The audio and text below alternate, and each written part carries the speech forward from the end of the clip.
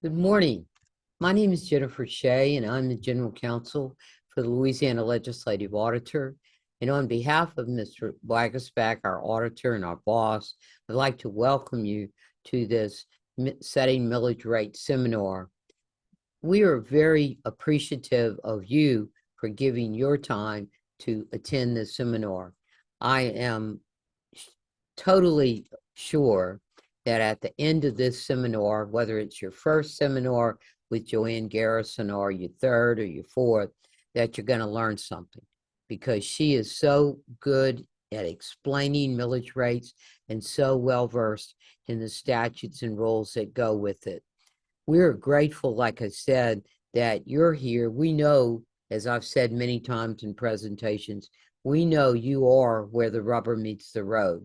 And our job is, in Mr. Wagasback's words, to be trusted advisors to you so that you can be transparent and accountable, and that this tax millage time will be easy for you and open to your constituents, so that at the end of the day, the taxes which are authorized will be properly levied and you'll get the money you need to assist people. In behalf of Mr. Wagasback, I welcome you, and I also thank Joanne for her conscientious work as the tax review officer. I thank Lizzie Shakesnyder and the people in IT who support her. Lizzie is our recruitment development director, that they have given their time to make this presentation as professional as possible. And my colleague, Patrick Virgadamo, is going to insert for you some very special issues on open meetings law. So we hope that this is a pleasant time for you. And at the end of that time, if you need further assistance, I know that Joanne will give you her number. The legal number is 225-339-3871. And we appreciate your questions. There's no stupid question. All questions are important to helping you to do your job as a public servant in Louisiana. So I thank you very much and hope it's a great day for you.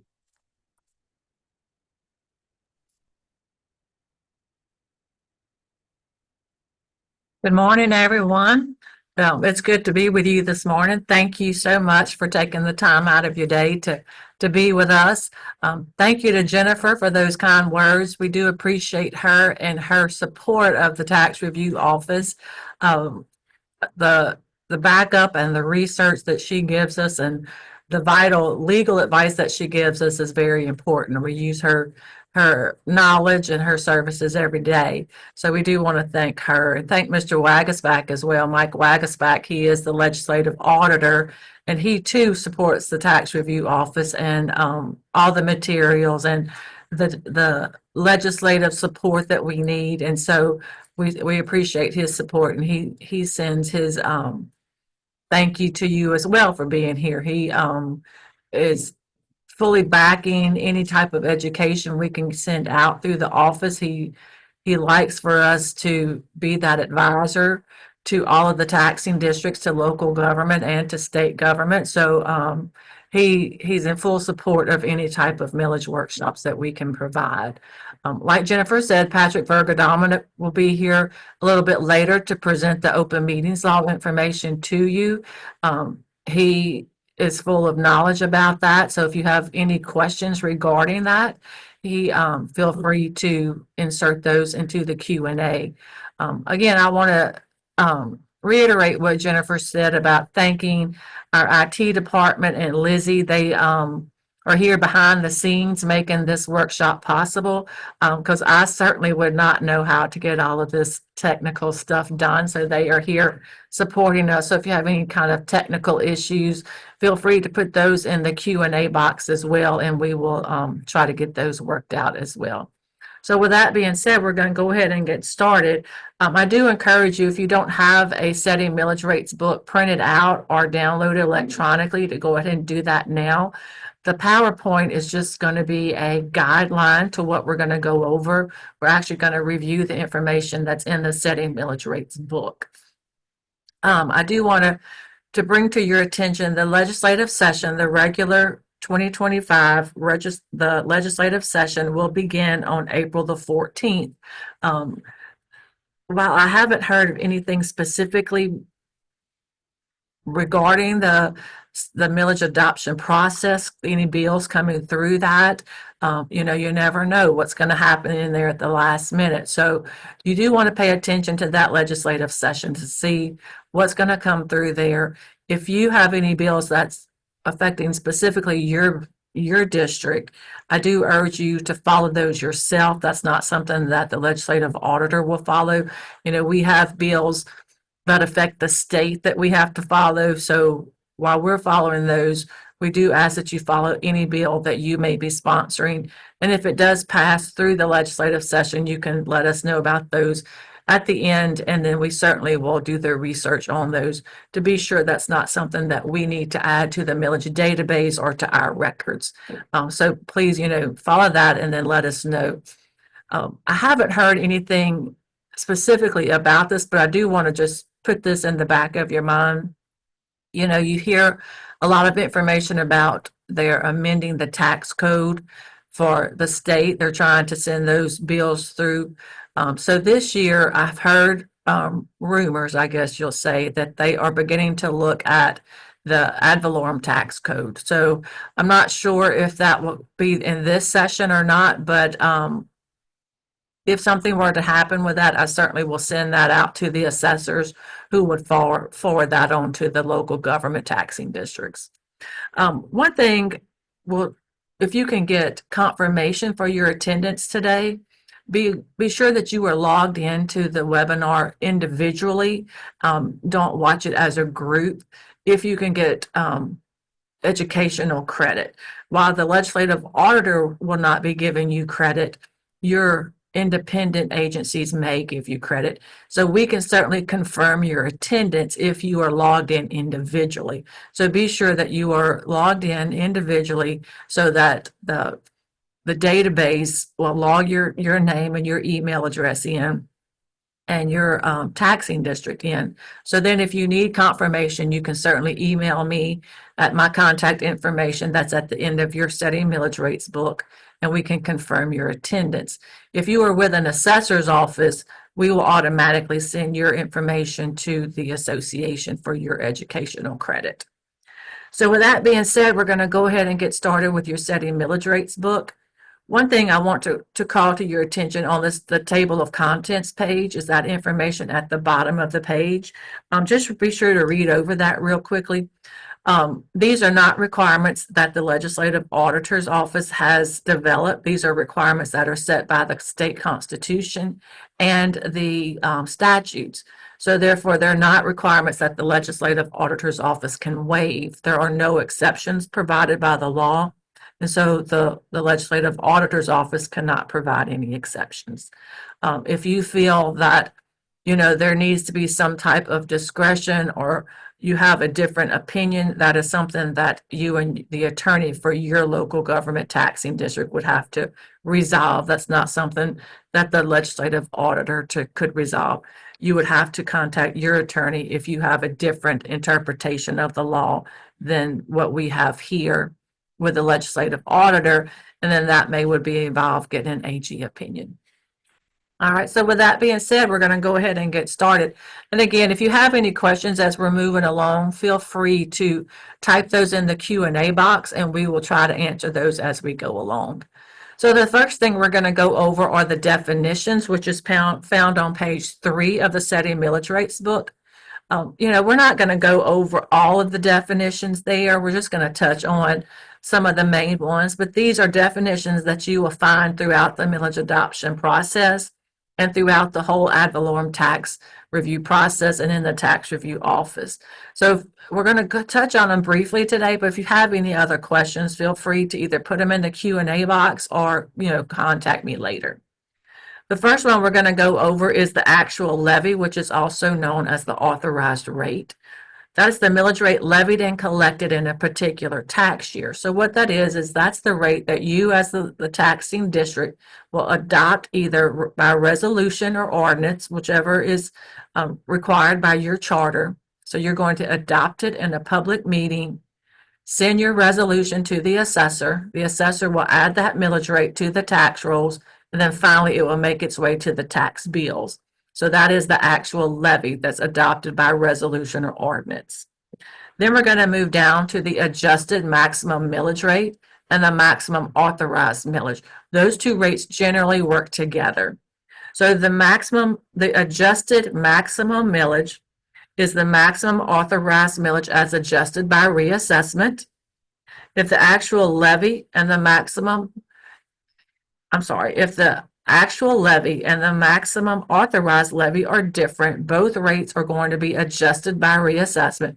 So if the rate that you levied and the maximum authorized levy are different rates, both of those will be adjusted by reassessment.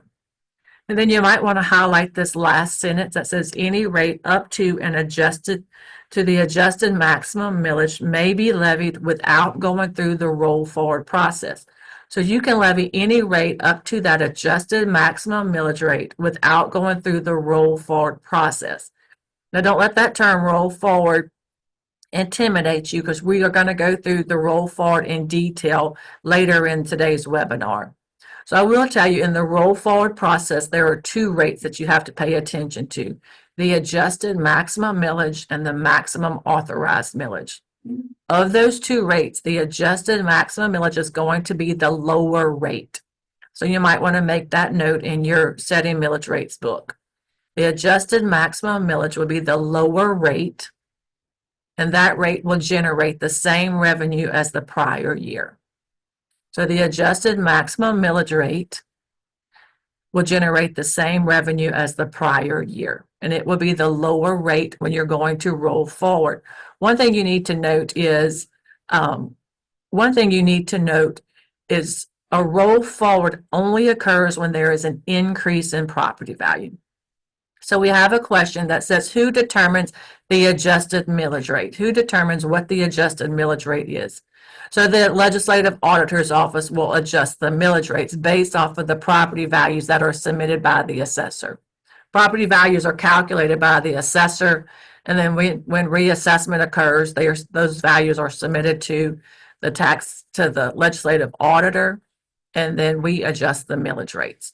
And so then the assessor's office will communicate that adjusted rate to you. So they're actually calculated by the legislative auditor. Then moving on, that adjusted maximum millage rate, as we said, is the lower rate. The maximum authorized millage rate will be the higher rate whenever you're going to roll forward. So you might want to make that note. The maximum authorized millage will be the higher rate. It's also the millage rate approved by the voters before reassessment has occurred. So if you have a rate that just went before the voters, like in 2025, you had a tax that went before the voters this year, to begin this year, that is your maximum authorized millage, because it has not gone through reassessment. It's also the millage rate as adjusted by reassessment if there is a decrease in property value. If there is a decrease in property value, your millage rate is going to go higher in order for you to get the same revenue as the prior year. So therefore, that is your maximum authorized millage. A roll forward will not apply because you will only be allowed to get the same revenue as the prior year. Then it's also the maximum authorized levy, the maximum authorized millage is also the prior year's maximum after reassessment if there is an increase in property value. So you might want to highlight that. The maximum authorized millage is also known as the prior year's maximum. And then you need to highlight that very last bullet that says the prior year's maximum will only be available until the next reassessment occurs. So the prior year's maximum will only be available until the next reassessment occurs. So if you do not roll forward, you will lose that maximum. Now, you're not required to roll forward, but the way state law is written, if you do not roll forward, levy it, and collect it prior to the next reassessment, you will lose that current maximum. Okay, and we're going to go over that in the roll forward process. The next definition we're going to go over is the pro se verbal. The pro se verbal is just a detailed written report of any proceeding or an election. So if you have an election For a new or renewed ad valorem tax by state law, you are required to create that pro se verbal, which is just a written report of the results of the election. Reassessment or reappraisal, just keep in mind you cannot have the reappraisal until you have the first appraisal or until you have the first assessment. Reassessment is the process mandated by the state constitution to revalue all property subject to taxation. Reassessment adjusts the millage rates either upward or downward depending on the property values. The purpose of reassessment is to keep the revenue stream the same for the tax collecting, The purpose of reassessment is to keep the revenue collected by a taxing district the same as the prior year. So that's the purpose of the adjusting of the millage rates, either upward or downward. That adjusted maximum millage based off of reassessment will keep the same revenue as the prior year. And then that very last sentence says that bonds are not subject to reassessment. So you may want to highlight that as well. General obligation bonds are not subject to reassessment. That last definition is the roll forward.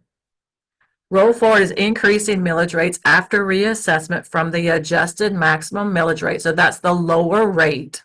So you're going to adjust from the adjusted maximum millage, the lower rate, to a rate not in excess of the prior year's maximum, which is also known as the maximum authorized millage, so that higher rate. So what that means is you're going to roll forward from a rate that would generate the same revenue back up to the prior year's rate when there is an increase in property value. So levying that same rate that you levied in a prior year with an increased property value now will generate additional revenue. So you are rolling forward to generate additional revenue. So this is also generating additional taxes, but by the state constitution, you are allowed to do that. Keep in mind that your roll forward only occurs when there is an increase in property values, an increase at reassessment. All right, so the next thing we're going to go over are the laws. Now, these are just some of the laws that affect the ad valorem tax process and reassessment and the millage adoption.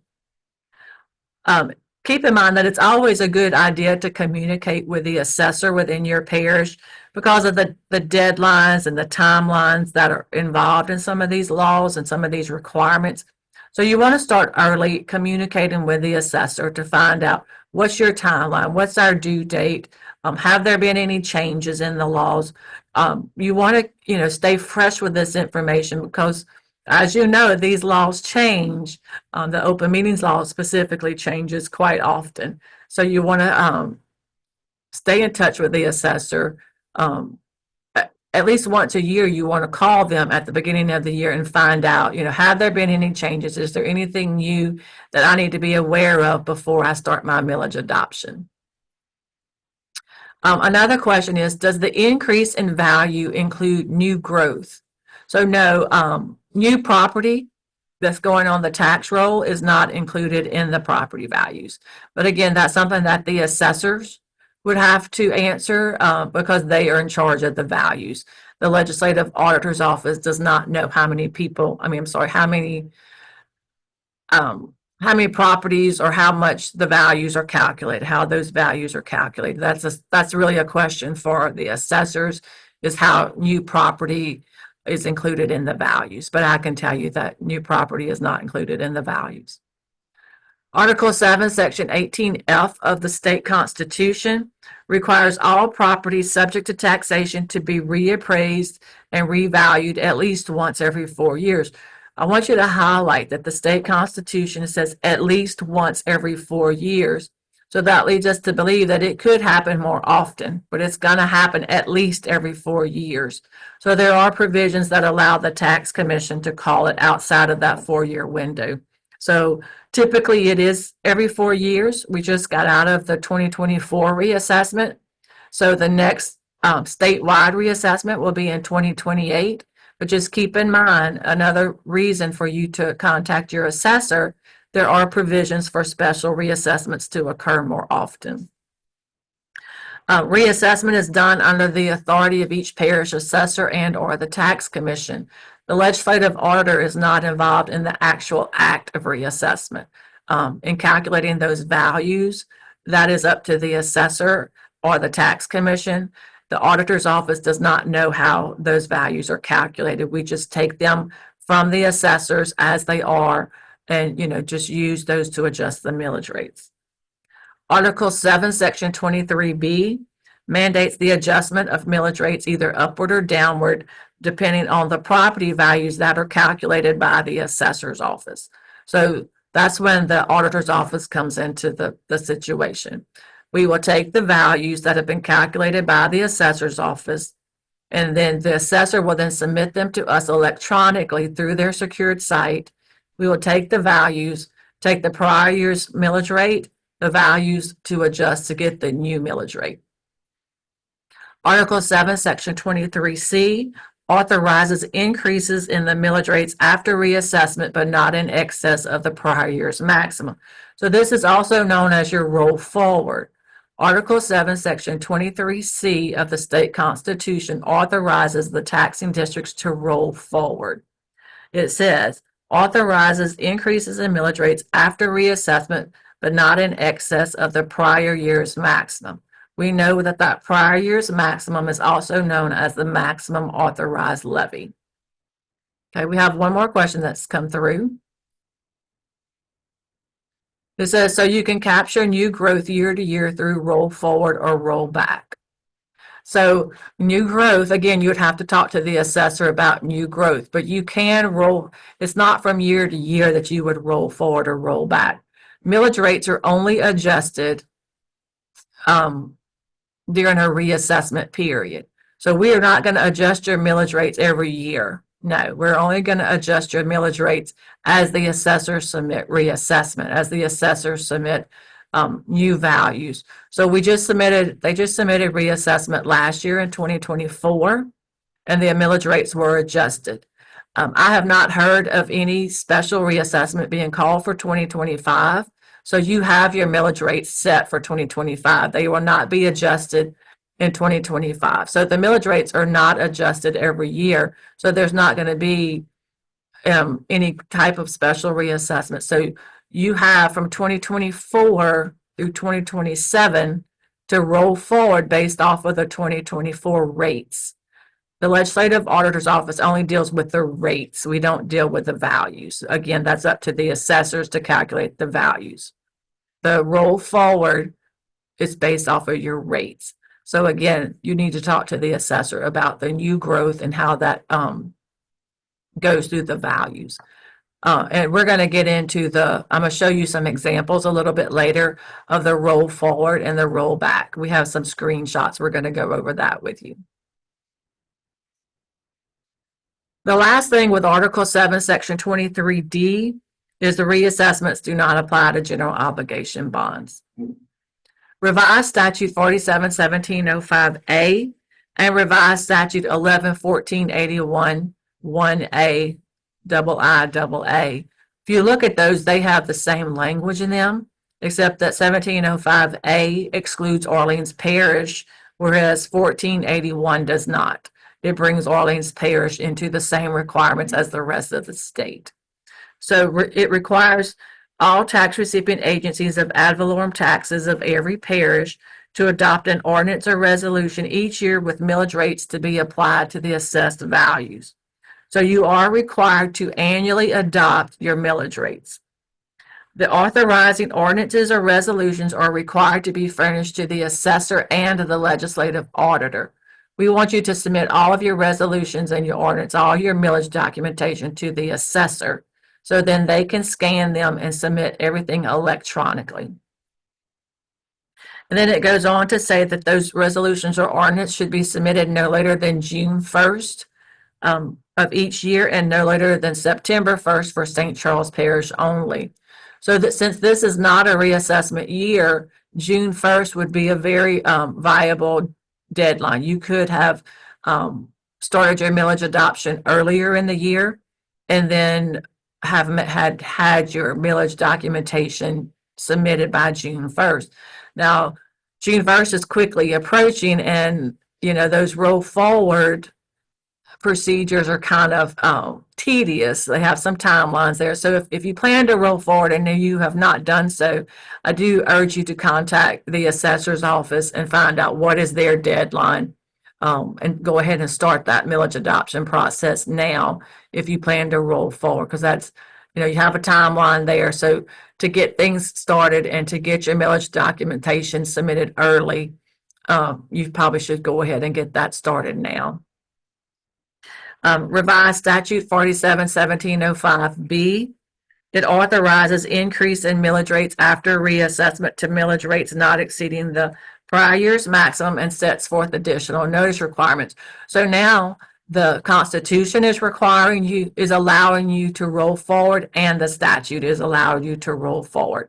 And they both set forth and outline the requirements to do so. They provide requirements and documentation that are required whenever you are rolling forward. On page 6 of your setting millage rates book, revised statute 47-1705.1A. It says any parish with a population of 245,000 to 265,000, according to the decennial census, must follow the provisions of 1705.1B. So right now, St. Tammany Parish is the only parish that falls within that population bracket. And what that does, it requires any non-elected taxing authority within St. Tammany Parish to coordinate their public hearing and public meeting with the parish governing authority if they plan to roll forward. The parish governing authority is required to schedule the public hearings and public meetings, and they're required to do this fairly early so that the taxing authorities can begin to meet the publication requirements and the timelines and all that required for rolling forward. But the non-elected taxing authorities within St. Tammany Parish must coordinate their public hearings and public meetings with the parish governing authority if they plan to roll forward. All right, another question is, it is difficult to do the calculations to roll forward and roll backwards. Can you give a formula to do this calculation? We'll talk about that whenever we get to the roll forward section. I'll try to touch on that calculation, but it really is up to the taxing district to do that calculation, since we don't know the values of each individual parish. But I will try to touch on that and explain that a little bit more later in the webinar. We're going to talk on specifics of the roll forward after the break toward the end of the webinar. All right, so the next slide, the next statute is revised statute 47-1993, and it's municipalities that prepare their own tax rolls and assessment list. It says, upon approval of these rules by the parish governing authorities as boards of review, shall prepare and to submit to the tax commission and the legislative auditor their resolutions. So municipalities are required to submit the same documentation as any parish local government authority. So municipalities and parish taxing authorities have to follow the same guidelines. The next statutes are revised statute 4211 through 28. So that is the open meetings law. That's the complete open meetings law. So we're going to skip over that and save that for Patrick Virgadamo, who's going to come in a few minutes and go over that with you in detail. So now we're going to go down to revised statute 181285. It mandates notice of an election be given.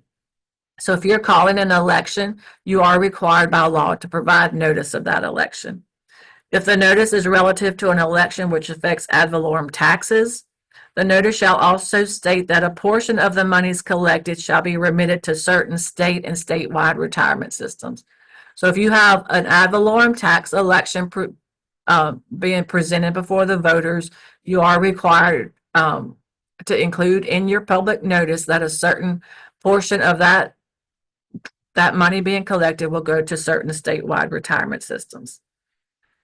And then going on, revised statute 18, section 1293 says it requires the governing authority that's going to order that election to to preserve that pro se verbal.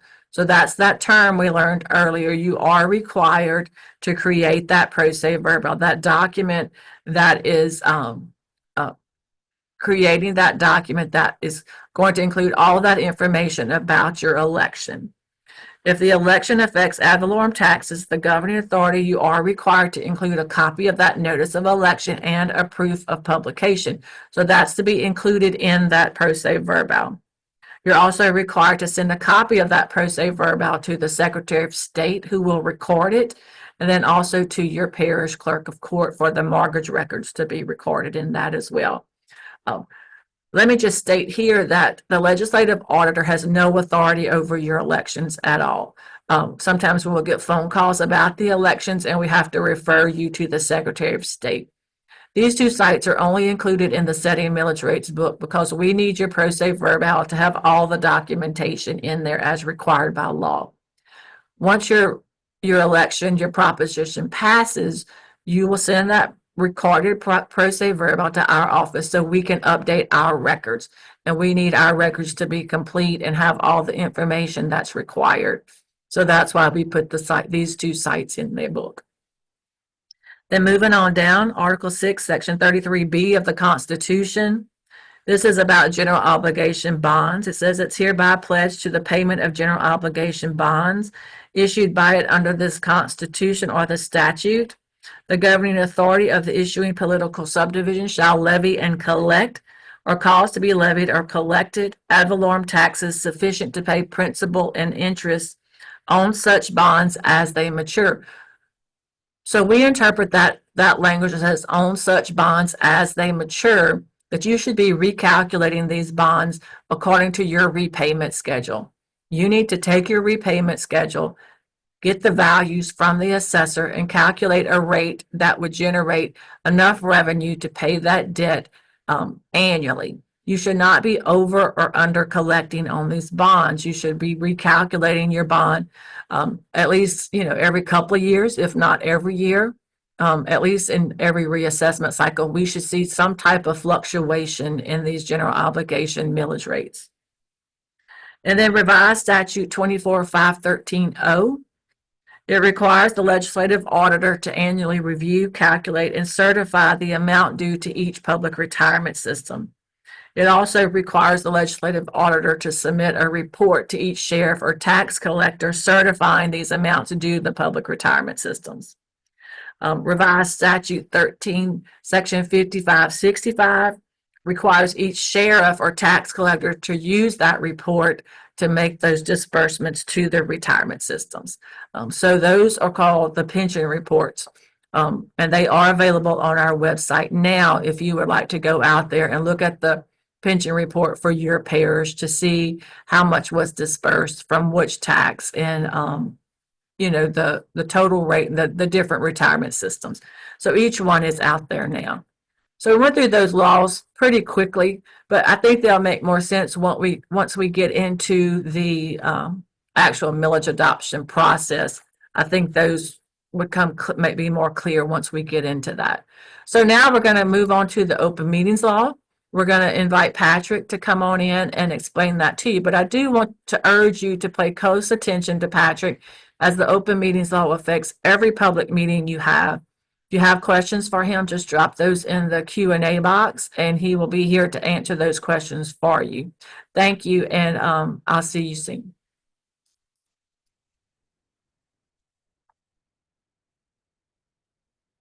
Thank you, Joanne.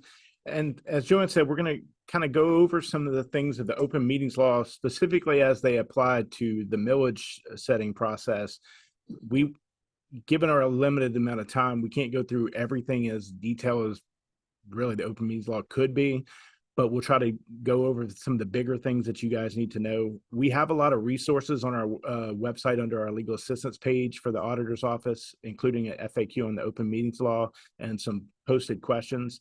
And I would suggest if anyone has general questions, we can try to answer those. If you have something that's more specific to your entity, I would recommend giving us a call or submitting your question electronically through the auditor's website so we can help you with your specific questions. The number for legal, if you have questions specific to your entity, is 225-339-3871. And we're always happy to see if we can help you with that. We're not the Attorney General, but we will always happily talk with you and try to help direct you to the best advice we can give you. So in looking at the open meetings law, it's important to first understand the source of the open meetings law is from the Louisiana Constitution. Article 12, Section 3 of the Constitution basically says no person shall be denied the right to observe the deliberations of public bodies and examine public documents, except in cases established by law. Essentially, this is a right that's given to individuals to be able to observe how public bodies operate. It's the foundation for the open meetings law as well as our public records law.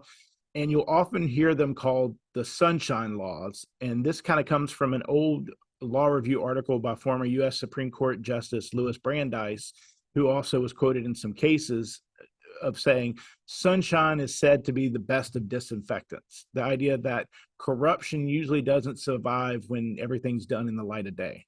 And so the idea is the open meetings law is a way that these public bodies, when they operate, are done in the sunshine so that the public can see how their government works. As we're looking through, we're going to follow through in the setting. If you want to follow along in the setting millage rates book and pages 8 through 13, I'll try to let you know when we're changing pages, just in case you want to follow along and make notes. The first statute we're going to, in the open meetings law itself that we'll talk about is 42:12. This basically gives an edict that the open meetings law is supposed to be construed liberally in favor of allowing public observation of public business.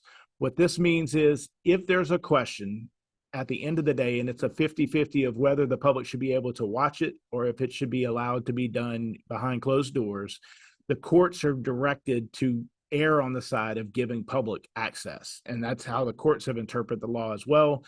So with that in mind, when you see an exception, such as executive sessions, things of that sort, keep in mind that a court is going to hold a public body strictly to the exception.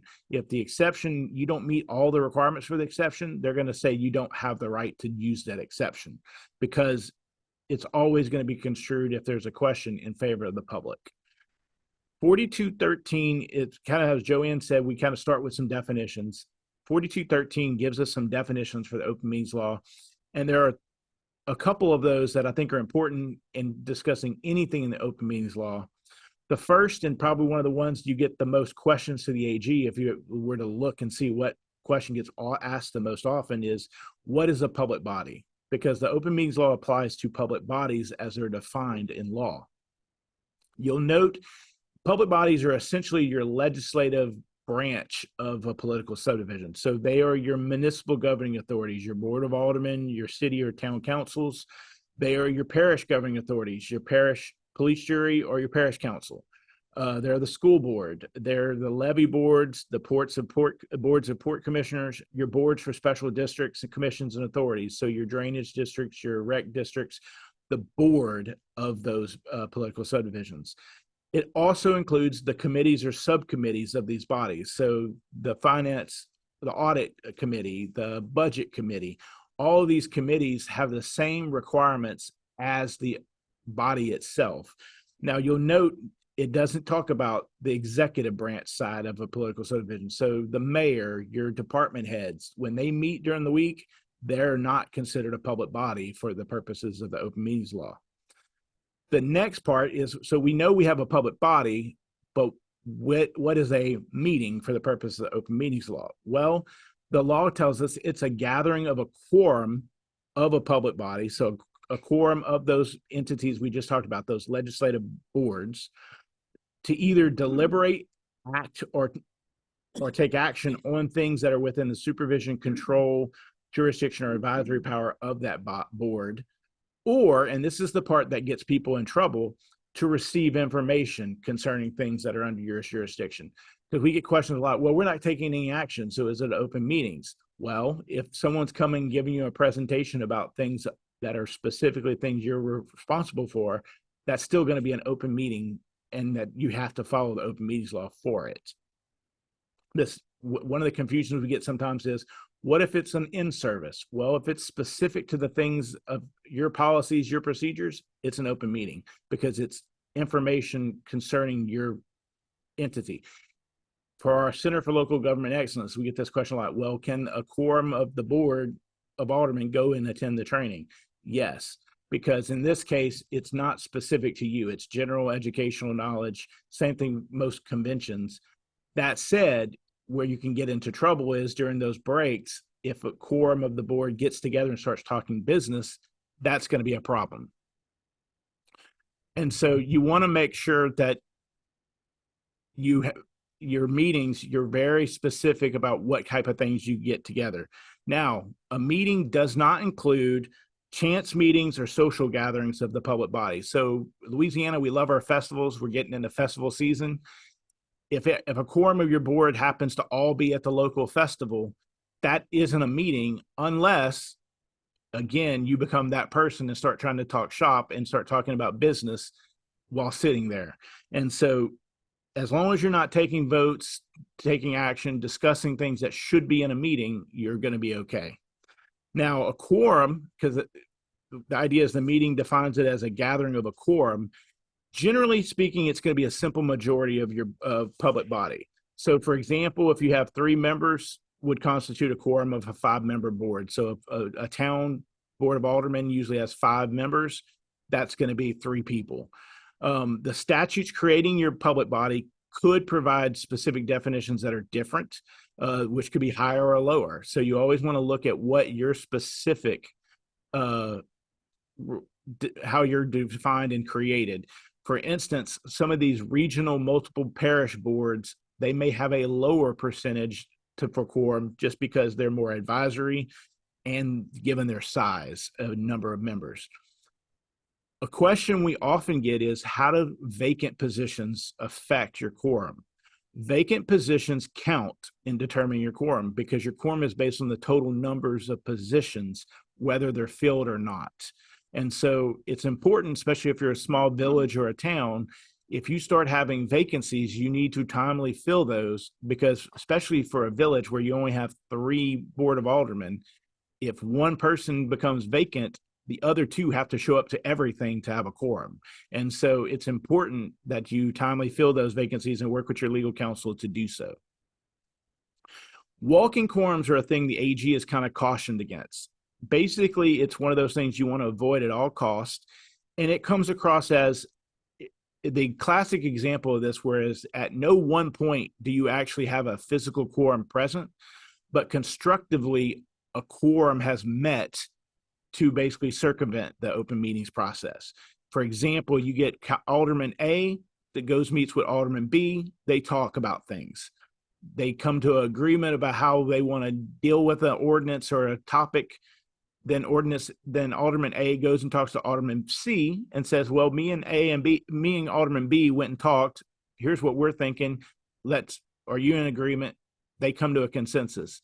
And they keep going through the process so that a quorum has essentially met constructively, and then action becomes taken and the public never gets the benefit of it. And so the AG says that's a violation of the open meetings law, because you can't take actions to circumvent public observation of that deliberations. That's not to say aldermen can't talk to each other outside, or the alderman can't go meet with the mayor and say, hey, I want some information, or let's talk about things.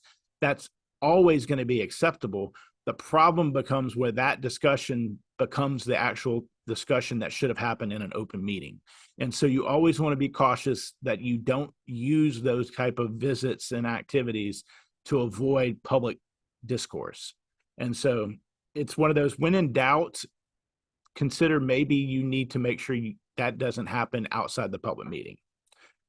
4214 basically gives us the edict of the open meetings law, is that meetings, so that gathering of a quorum of that public body, have to be open to the public unless the law specifically provides an exception.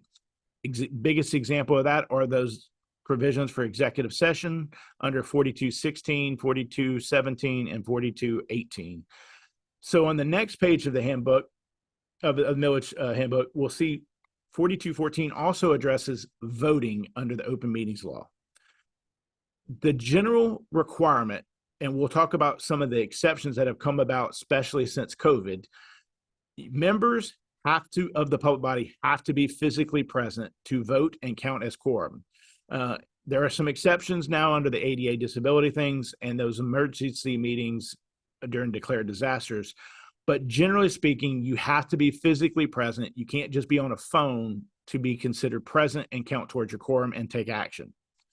Votes have to be cast orally or electronically through a machine that displays your vote and identifies. Just raising hands is not sufficient because you need to know who voted and how they voted.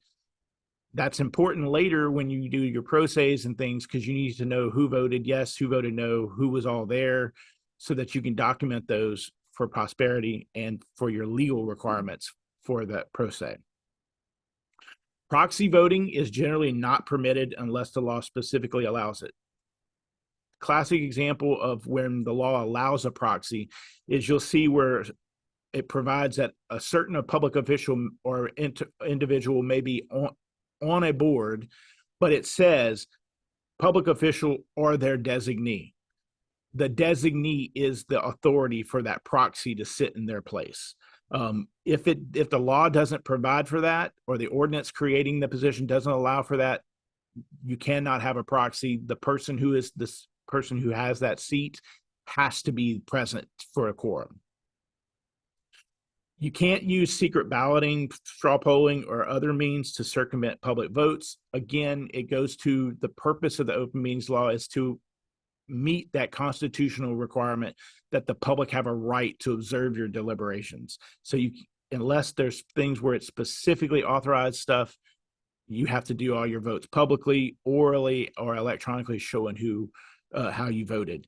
Now, the AG has specifically cautioned that members of public bodies should not be texting or using electronic communication such as emails to one another during a meeting, when those things should be verbally said so that everyone else gets to see it. It's kind of like the old school teacher thing. Do you have something to share with the rest of the class? Not only are those things potentially public records, but the AG has said that you may be violating the open meetings law if you're actually having that discussion privately through text instead of publicly, so that the public gets the benefit of that discussion. And that opinion, in case anyone wants to go look at it, we have it linked in our FAQ for open meetings law, but it is AG opinion 14-0140. And that's where the AG basically cautions against texting during meetings. Now, public participation and commenting, this is the other requirement the open meeting law requires of those meetings. Public bodies, except school boards, and we'll talk about them specifically, must afford opportunity for public commenting before taking action. That can be a single period. So at the beginning of your meeting, you can have a public comment period for anything that's on your agenda, and that satisfies that requirement. You're not required to do it for each item, with one caveat. If you amend your agenda, which we'll talk about in a minute, and add something new to your agenda, you must make sure you allow public commenting, both of the vote to add it as well as whatever that new item is, if there was an opportunity already to comment on that, because you can't add it and say, oh, well, we've already had public commenting. That's the quickest way to get a violation of the open meetings law. School boards specifically have to have public commenting for each individual agenda item. And that's, if you look in your handbook, it's 42:15. They have a specific provision for that. It makes sense because school boards usually different agenda items may be relating to different students or different schools. So you usually want to have commenting for each agenda item. And in the case of school boards, you have to. 42:14E is our newest exception to about dealing with things not being physically present. In this case, it's members of the public. And what the law now does is it imposes a disability requirement, accommodation for disabilities, that public bodies who can conduct electronic meetings either through teleconference or video, such as this with Zoom, shall adopt rules and regulations and procedures to allow members of the public who have a disability recognized by the ADA or the caretaker of that person to participate in meetings if that person requests. So you need to have some kind of procedures already established. So if somebody says, I have a disability, it precludes me from coming to attend your meeting in person, I'd like to comment on this next meeting. So you need to have rules in place that facilitate that. If you don't have the capability to do teleconference or video, so you're, say, a small recreation district out in the country, you don't have broadband, you still have to adopt rules that give alternative methods for people to participate, which may be as simple as, once this agenda is out 24 hours before the meeting or 12 hours before the meeting, you need to submit to this email address any comments you'd like read into the record. So you have some mechanism for those people who can attend because of that disability to still participate in the public commenting. Now, this requirement does not apply to executive sessions. So you don't have a requirement to broadcast or make these things in executive session, because the law basically says that's a closed period for limited things, and you can't take votes during that period anyway. Now, state agencies, they are required under the Administrative Procedures Act to specifically go through the formal promulgation process for these rules. Whereas locals, that's going to usually be a resolution or ordinance of your body to establish those policies. Definitely work with your legal counsel to establish those and make sure you have something in place. You don't want to be responding to a request without those policies in place. The next statute in the book, as we've already talked about, 4215, is school board commenting. As we already noted, school boards have to allow a comment period for each individual agenda item. Now, the next page of the setting millage rates handbook we have 42:17.1. This was the original exception that came about for having meetings not be in person during COVID. What this provision basically says is, if you have a situation where there's a governor declared disaster, and again, make sure you highlight that it's got to be a governor declared disaster. Disasters declared by a parish president, by a mayor, those do not trigger this provision. It has to be a governor declared emergency disaster. Assuming you have that, then the requirements to use the exception and to have all these things, it has to be a nature of a disaster or an emergency that prevents you from having your meetings under normal circumstances. So the classic example of why this was put in there was during COVID, because of social distancing and all the issues with the COVID pandemic, we couldn't have everybody in a small room together. And so you couldn't have your meetings as normal. The presiding officer also has to certify that on the notice of the meeting that the agenda is limited to only one or more of the following things. What this means is you can't just do everything you normally would do. If you're doing a meeting under these circumstances, it has to meet these requirements to be an agenda item for that type of meeting. The first and easiest one is anything that directly relates to your response to the disaster emergency. So if it's a hurricane or another pandemic, and this is something where you have to take action to respond to that, that's always going to be an acceptable agenda item in these type of virtual meetings.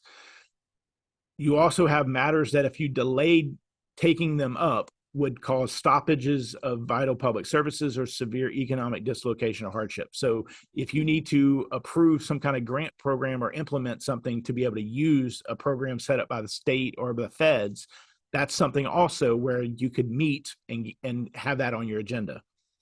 The last one that was originally put in the law was matters that are critical to continuation of the public body and can't be postponed because of some legal deadline or requirement. Classic example of this, where if you had federal reporting or to get your audit report submitted or to get your engagement approved, you have deadlines for those in the law. So if you couldn't meet normally because of the disaster and you had that deadline, you needed to take this up, that's something that can be on your agenda and it's not a problem. When the law first took effect, there were questions about what about other things that we think we need to take up. And so the caveat to make sure that public bodies could still operate, but still really only take up the things that needed to be taken up outside of a normal public in-person meeting, The law says you can take up other matters that are critical or time sensitive that the presiding officer determines can't be delayed. You don't necessarily have a law that says it has to be done by X date, but for a practicality standpoint, it makes more sense to take it up. The way this was kind of accommodated was the presiding officer can put it on the agenda, but once you get into the meeting, 2/3 of the board members that are attending have to vote and agree to take up that last category of things that don't otherwise meet what the law provides. You can take them up, but 2/3 of the people present have to agree that it's something that needs to be taken up in that virtual meeting.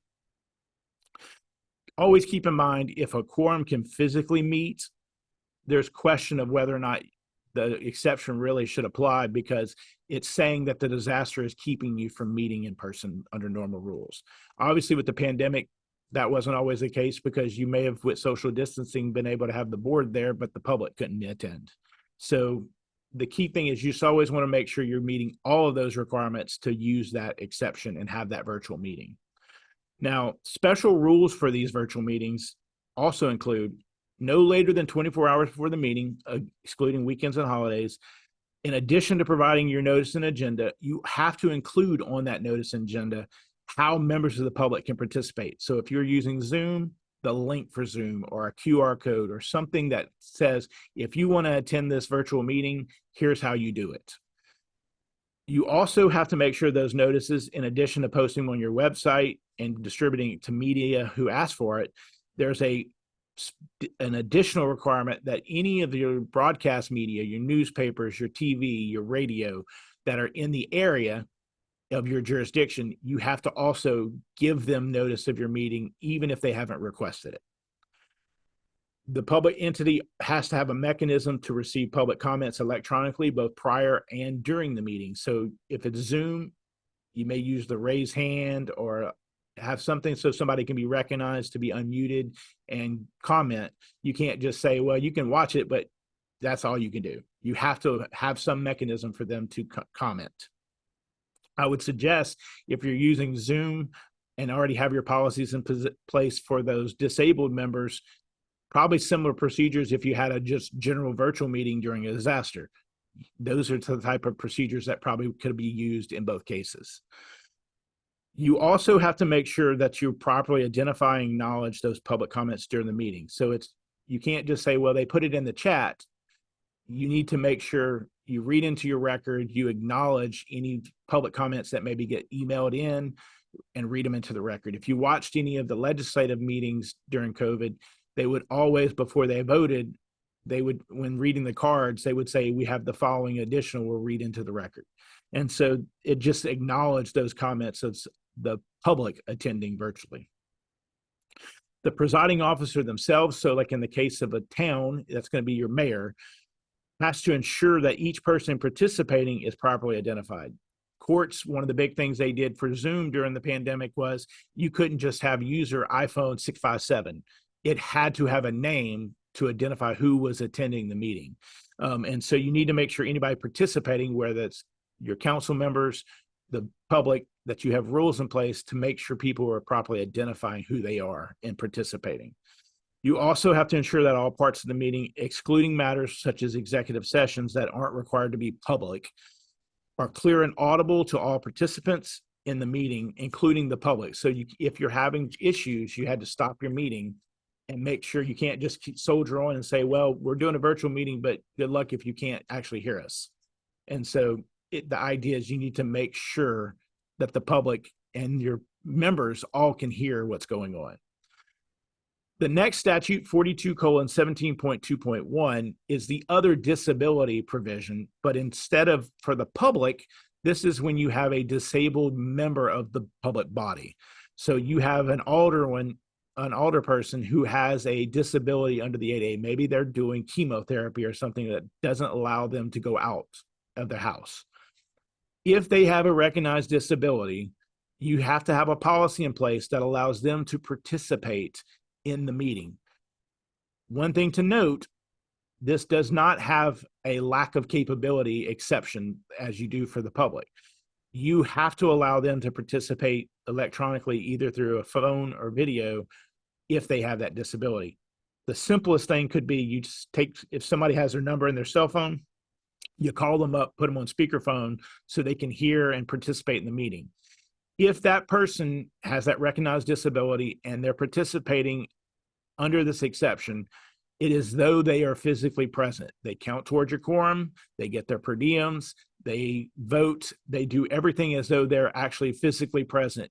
The key thing is only those with the disability are allowed to do this. This does not make your meeting a virtual meeting. So because someone's sick, hey, can I also attend via virtually? No.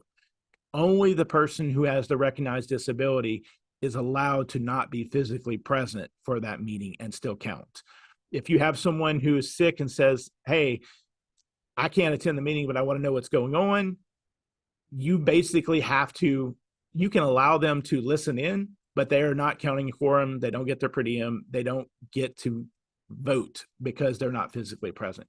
We had a question in the thing is, how do you identify a recognized disability? That's going to be a thing you have to work with your legal counsel, because the law says it's under the ADA, under the Americans with Disability Act. That's an ever moving thing, and it's going to be very fact specific. So there are some things obviously where it's something that limits a life activity. They can't walk, they have trouble breathing, things that basically, or they have an immune disease, such as like someone after chemotherapy where they're more susceptible to things, so they're not allowed to maybe go out in public initially. It's going to be, you're going to have in your policies how you're going to make that determination. I would tell you, you don't want to try to define that as a one-all fit, because it's going to be fact specific. But it's something you have to work with your legal counsel in establishing your policy. The other thing to note with this electronic means thing is that you need to adopt rules, just like you do for the public, for your members for this disability, so that you're consistently applying it. The law does say you have to adopt some kind of policies, regulations, or procedures to do this. Again, that's going to be most likely through a resolution or ordinance. Work with your legal counsel to come up with a policy for that. I know like municipalities, the LMA has some resources that they've put out for their members. I believe the Police Jury Association has put out stuff in the past, and I think the School Board Association has done stuff for school boards in assisting them in implementing this legal requirement. 4219, we're kind of getting back to our general requirements for all public meetings. This is basically, if you know you're going to have a meeting, people need to know you're having the meeting. And so what 4219 is, it provides for the notices and agendas of a public meeting. It's important to note for notices, there are two types of notices that have to be published. If you're a public entity who is legally required to have regularly scheduled meetings, so for municipalities under the Larson Act, you have to have at least once a month meetings. And those meetings are usually set according to law by ordinance. If you have those regularly scheduled meetings, say the third Wednesday of the month, at the beginning of the calendar year, you have an obligation to publish in your journal and on your website the list of when your regular scheduled meetings are going to occur. So you're looking at, okay, there's a holiday on that Wednesday, so we're going to move that meeting, or we're going to move it to a different date. You have to basically publish at the beginning of the calendar year when those meetings are going to happen in a single publication. In addition to that, and for everybody else who doesn't have regularly scheduled meetings, you have to recognize and give notice for your individual meetings, the actual meetings that occur, including any special or emergency meetings. Those notices have to be posted at least 24 hours before the meeting, not counting weekends and holidays. And what that means is, if you're going to have a meeting on a Monday, your 24-hour period, you have to satisfy that by Friday, because Saturday and Sunday, and no part of Saturday and Sunday, can count towards meeting that 24-hour deadline. You'll note, posting for that 24-hour one, you have options. The law basically says you can either physically post it at your meeting place or your principal office, or you can publish it in your official journal. It's an or. You don't have to do both. You can do what makes sense for you. And we try to remind people, because one of the questions that comes up is, well, my local newspaper has changed their publication deadlines, and so it's struggle for us to post our agenda. You can always do it. And if you have an ordinance in place that says you're going to do it in the journal, you may want to address that. The law under the open meetings law says it's an or. You can post it physically, which allows you more time to be closer to that 24-hour period to get your agenda finalized. Now, it's important to note, once you hit that 24-hour period, your agenda is set. You cannot make any changes before you get into the meeting. Your agenda becomes fixed. Now, in addition to that posting, if you have a website, the open meetings law also says that agenda and notice have to be posted to your website as well. Again, at least 24 hours before your meeting. In addition, if you have people who are in the media who have requested to know when your meetings are going to be, you have to provide them that notice. The easiest way we usually recommend is create an email list that says, when we go to do a notice of a meeting, these local media and people have requested notice, just send out the email.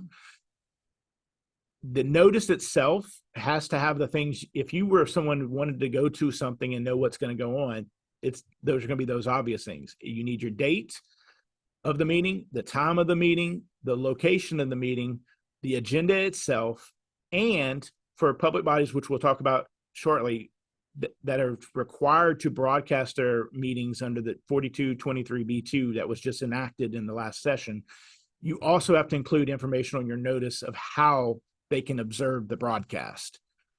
Now, on the next page of the handbook, you'll get where it talks about the agenda itself. The agenda needs to have descriptive language. It needs to be sufficient so that if you were a member of the public and you were looking at that, you'd understand what you're planning as a public body to take up. Do you actually just plan to discuss something, or do you plan to actually vote on it? You want to make sure it's sufficient so that people know what you plan to actually do in the meeting. That's also important for you guys, because if you're looking back and need the minutes from a meeting and you don't remember what meeting something took place, that agenda may be the tip-off of, hey, they said they were going to vote on this day. Let's go get the minutes for that meeting and go back and see what happened. The other aspect of this is each agenda item has to be listed separately. You can't just say new business, old business, end of meeting. You need to list out individually the things you're going to take up, your ordinances. You may have just a category that says introduction of ordinances, so that you give some leeway, if you're a municipality or a parish, for your members to introduce stuff, because all you're doing is reading it into the record. You also, again, can't make those changes within that 24-hour deadline. However, the law says if you get into your meeting and something came up that didn't make it onto the agenda because you found out about it within that 24-hour period or over the weekend, if a unanimous vote of the board that are actually in attendance vote to add something to the agenda, you're allowed to add additional items to your agenda. It has to be unanimous, and it's a unanimous vote of the board members present. So in the case of a town, that's your board of aldermen. Your mayor doesn't vote. Even though they run the meeting, it's your board that makes this vote, and it has to be unanimous. Caution you, and the AG is historically cautioned, don't use it as a mechanism to avoid putting stuff publicly on your notice and say, oh, we'll just add it after people are not showing up. That's how you get in trouble. You want to make sure if you know about it, put it on your agenda. Should be only when something comes up that you couldn't have done it, or it came up after you weren't allowed to add it to your agenda. 4219.1 is a specific notice requirement, and this is in addition to the normal notice and agenda requirements. Basically, if you are an entity who intends to propose a new ad valorem tax or sales and use tax, increase or renew an existing ad valorem or sales tax, and authorize the calling of that election for submission to the question to the voters, that action that's going to take place in your meeting requires additional advance notice to the public and some others that we'll talk about now. Basically, in addition to your 24-hour notice, you have to publicly publish in your journal no less than 20 days before the meeting you plan on doing this, and no more than 60 days before you plan on doing it, in your journal saying, we intend to authorize a calling of election to establish a new tax, renew a tax, or increase a tax. You also have to give public notice of that in a meeting itself. So when that 20 days, the 6 day comes about, you need to make sure in that regular meeting, you're also telling the people in attendance or watching it, this is going to be coming up at meeting next month, per se. That additional notice also has to be provided through hand delivery or email to any member of a governing authority that's required to approve tax-related measures. So if you're a parish recreation board and you have taxing authority, but the parish police jury has to also vote and approve those tax propositions, you have to give them notice 20 to 60 days ahead of time, either hand delivery or email. You also have to give each state senator or representative whose district is all or a portion of where your jurisdiction is. So your local senator and representatives also have to be given this notice when you plan to take this action regarding renewing, increasing, or establishing ad valorem and sales and use taxes. Note, this advance notice does not apply to reassessment, does not apply to roll forwarding. Those have their own provisions, and Joanne's going to talk about those after the break. Some caveats for this. If the meeting is canceled or postponed, you have to do an additional notice at least 10 days before the rescheduled meeting. However, if you have the meeting and you don't take action, the law says you have to start all over again. So you have to have notice at least 20, but not more than 60 days before that meeting in which you're going to finally take action. So be mindful that when you're scheduling this notice, there is a distinction between canceling or postponing the meeting and having the meeting and not taking action. One, you just have an additional 10 days to notice that new meeting. The other, you have to start all over again. And so be careful on that distinction. So once you have your meeting, you basically gave notice and you have your meeting. Well, 4220 basically says, here's how you document what actually takes place in your meeting, your minutes. So written minutes of open meetings have to be kept. They are a public record. They have to be available to the public within a reasonable time after the meeting, unless otherwise provided by law. And we'll talk more about that when we get to publication about these in a minute.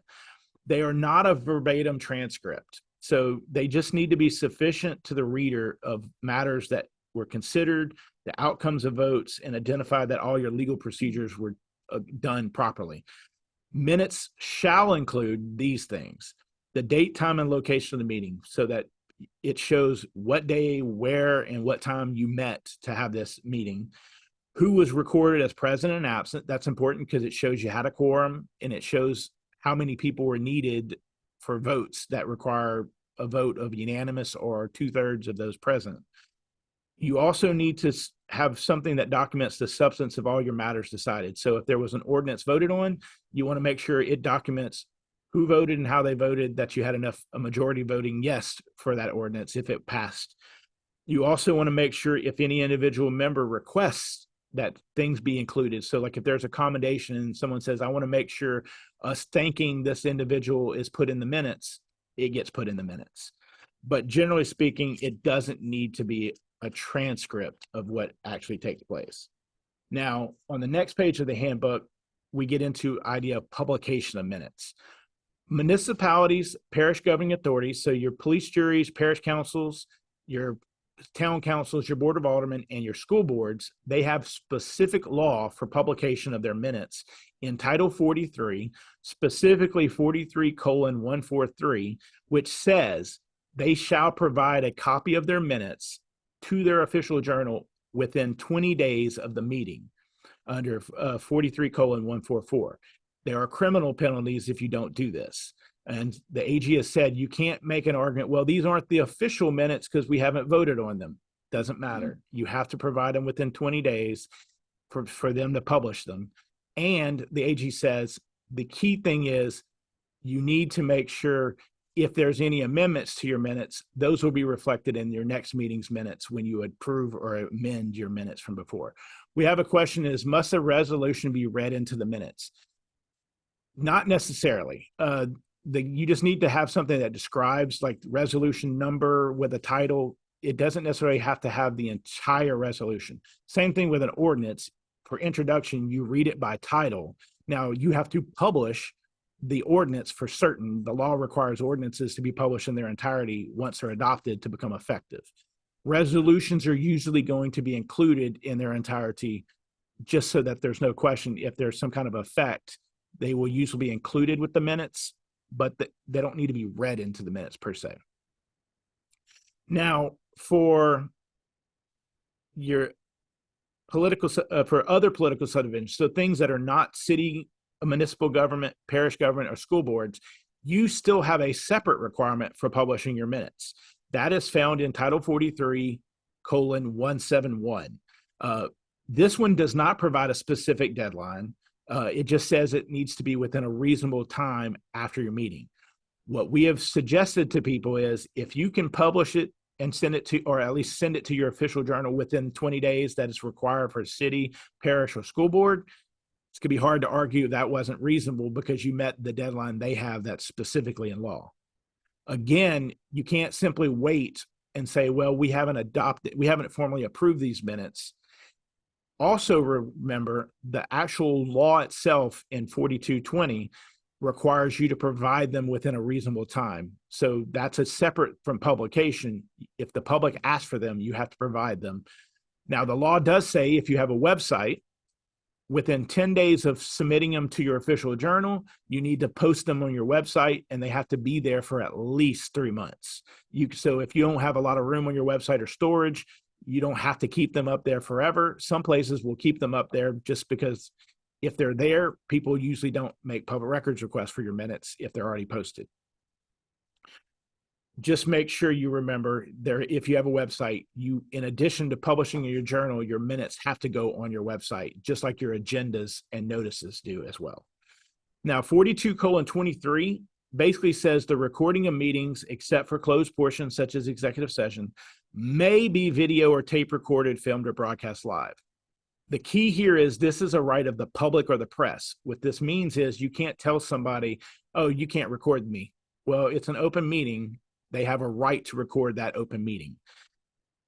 That said, the public entity has a right to establish standards for the use of equipment and recording locations. So you can tell someone, yeah, you can record the meeting, but you can't stand up holding your iPhone and block everybody else's view of the meeting.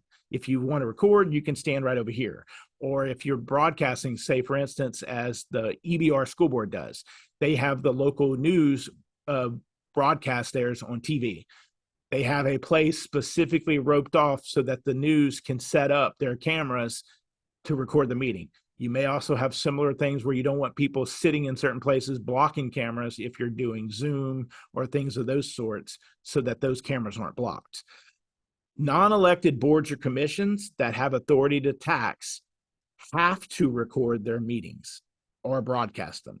They are not allowed to just say, well, if you want to, you can record it. They have to record it, either video, audio, or broadcast them, because they are a non-elected board with taxing authority.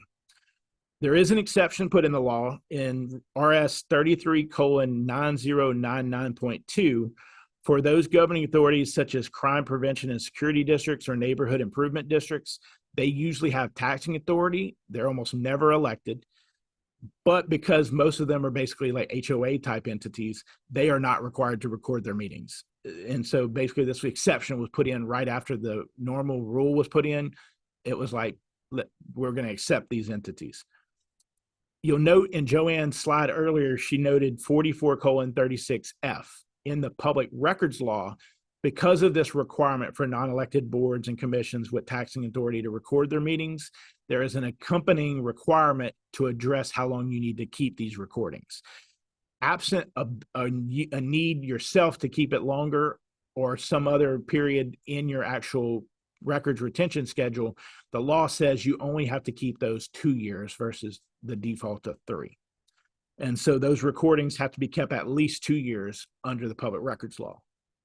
Now, a new law that was passed in this last session, Act 539 of the 24 regular session that became effective August 1st, 2024, amended 42:23B2 to state these following public entities, bodies are required to broadcast their public meetings via television or the internet in all cases. Parish governing authorities, so your police juries, your parish councils, including their committee meetings, if they're in a parish with a population of 25,000 or more, they are required to broadcast their meetings. This can easily be done just by like Zoom, which a lot of larger parishes were doing anyway, because then it records it for them as well. School boards, including their committees, if they're also in a parish of 25,000 or more, and municipal governing authorities, your board of aldermen, city and town councils, including their committees, except for those members whose members are all volunteers. So like a mayor's advisory council, if your municipality has 10,000 or more population, you're required to broadcast it. This provision also mandates that those entities include sufficient information on their public notice for how you can view this broadcast, whether it's tune in to channel whatever or this Zoom link. And that requirement to broadcast does not include your executive sessions because those are closed. Just like any other virtual meeting, the executive session is not required to be broadcast or recorded. Violations of the open meeting law are important because any action that's in violation of the open meetings law may be voidable if legal action is commenced within 60 days of the action. The AG is always cautious to remind people, though, just because you have an open meetings violation doesn't mean you don't also have a violation of a procedural requirement, say for assessment, reassessment, or roll forward, that does not fall under that 60-day limit. Civil penalties can be up to $500 per violation if you willfully violate the open meetings law, and that's a personal liability, which means it comes out of your own pay. And so be cautious with violations. One thing the AG has always noted, if you think you have a defect in how you did something in the open meetings law, the easiest way to fix it at your next meeting that you properly call and properly do, if you take it back up and follow all the procedures, that cures any problem. So if you call at the next meeting, you say, hey, we think we may have an issue. We didn't take public commenting. We're going to take this back up, allow public commenting, revote. Then that fixes any potential issues that may have happened from the prior meeting. So with that, turn it back over to Joanne. Unless we have questions, I think we've answered everything that's been posed so far. All right. Well, thank you, Patrick. That's always so informative to me, and I appreciate Patrick coming and taking the time to be with us today. Just so you'll know, Patrick is in our legal services division, and they have a fantastic page on the legislative auditor's website. So if you have any questions, you may be able to answer them there. It's our legal services division. They have FAQs for the open meetings law, the public bid law, the public records. So I do urge you to go out there and look at the legal services page under all those FAQs. But if you have any questions for legal, their direct line is 225-339-3871. And they will be able to answer questions pertaining to any of those topics, or if you have a question for your individual taxing district, they may be able to help you there or direct you to where you need to go. So Jenifer, Schaye, who was here earlier, or Patrick, or we have another senior attorney, Angela Heath, either any one of those would be happy to help you with your legal questions. So again, I thank Patrick for being here. He's always very informative. And if you think of any questions, you can certainly put them in the Q&A box and we'll direct those to him later in the broadcast, or again, you can reach out to Patrick through that telephone number. Right now, we're going to take a break. We're going to take a 15-minute break. I think it is 10:25, so we will be back at 10:40 and resume the millage adoption process with a reassessment. So let's take a break and be back at 10:40. Thank you.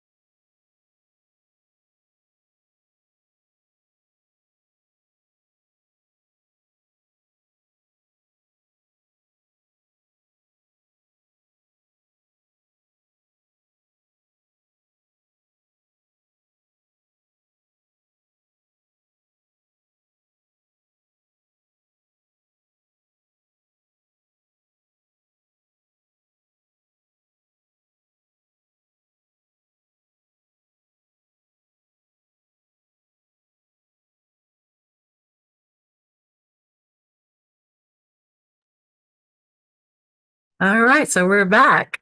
I hope everybody took a minute, a break to stretch and get you a cup of coffee or a sip of water. But this next section, we're gonna get back to the millage adoption and the steps that it takes to adopt your rates and to get those rates adjusted through reassessment.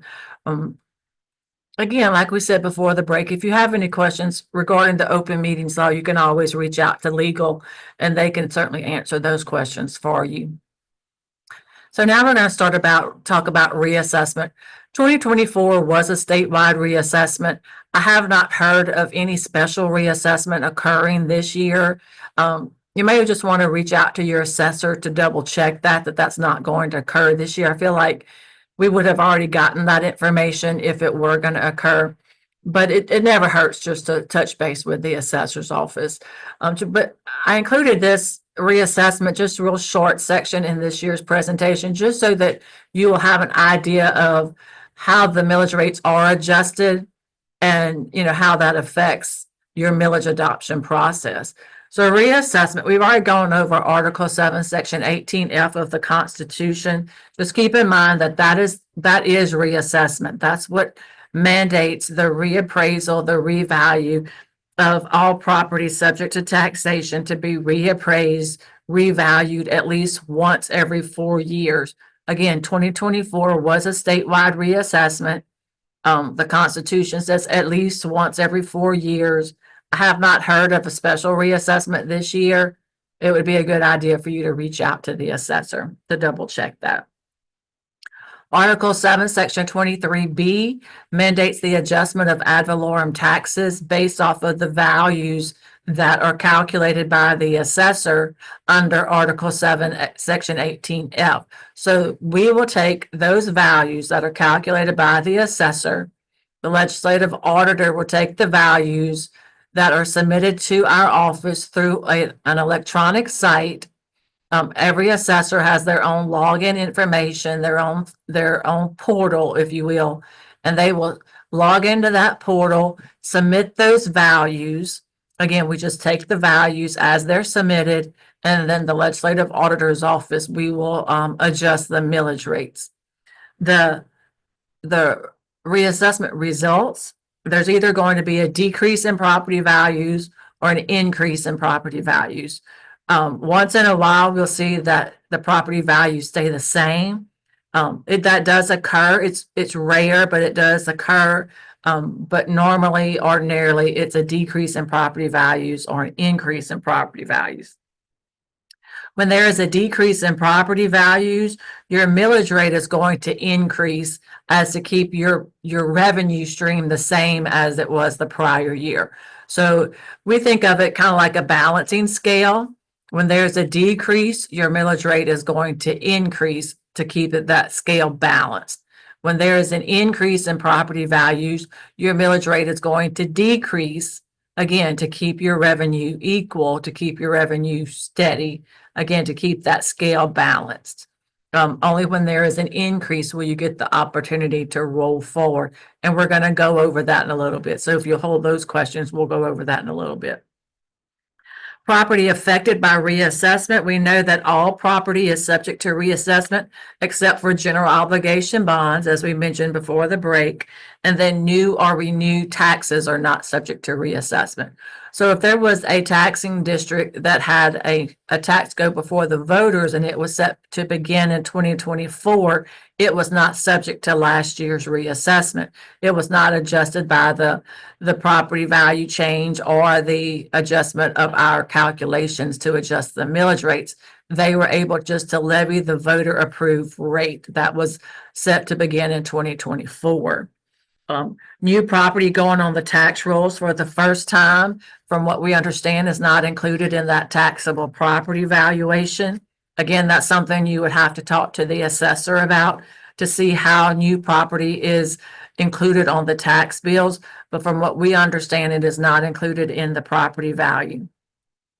Then each millage rate is adjusted individually. So for every individual tax within a parish, the assessor has to enter a reassessment form for that tax.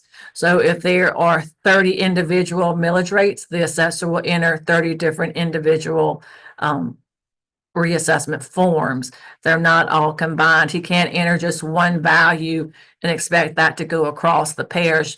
He has to enter a value for every individual tax, because depending on the district of that tax, fire districts are within certain properties of a parish, so that value, of course, would be the same.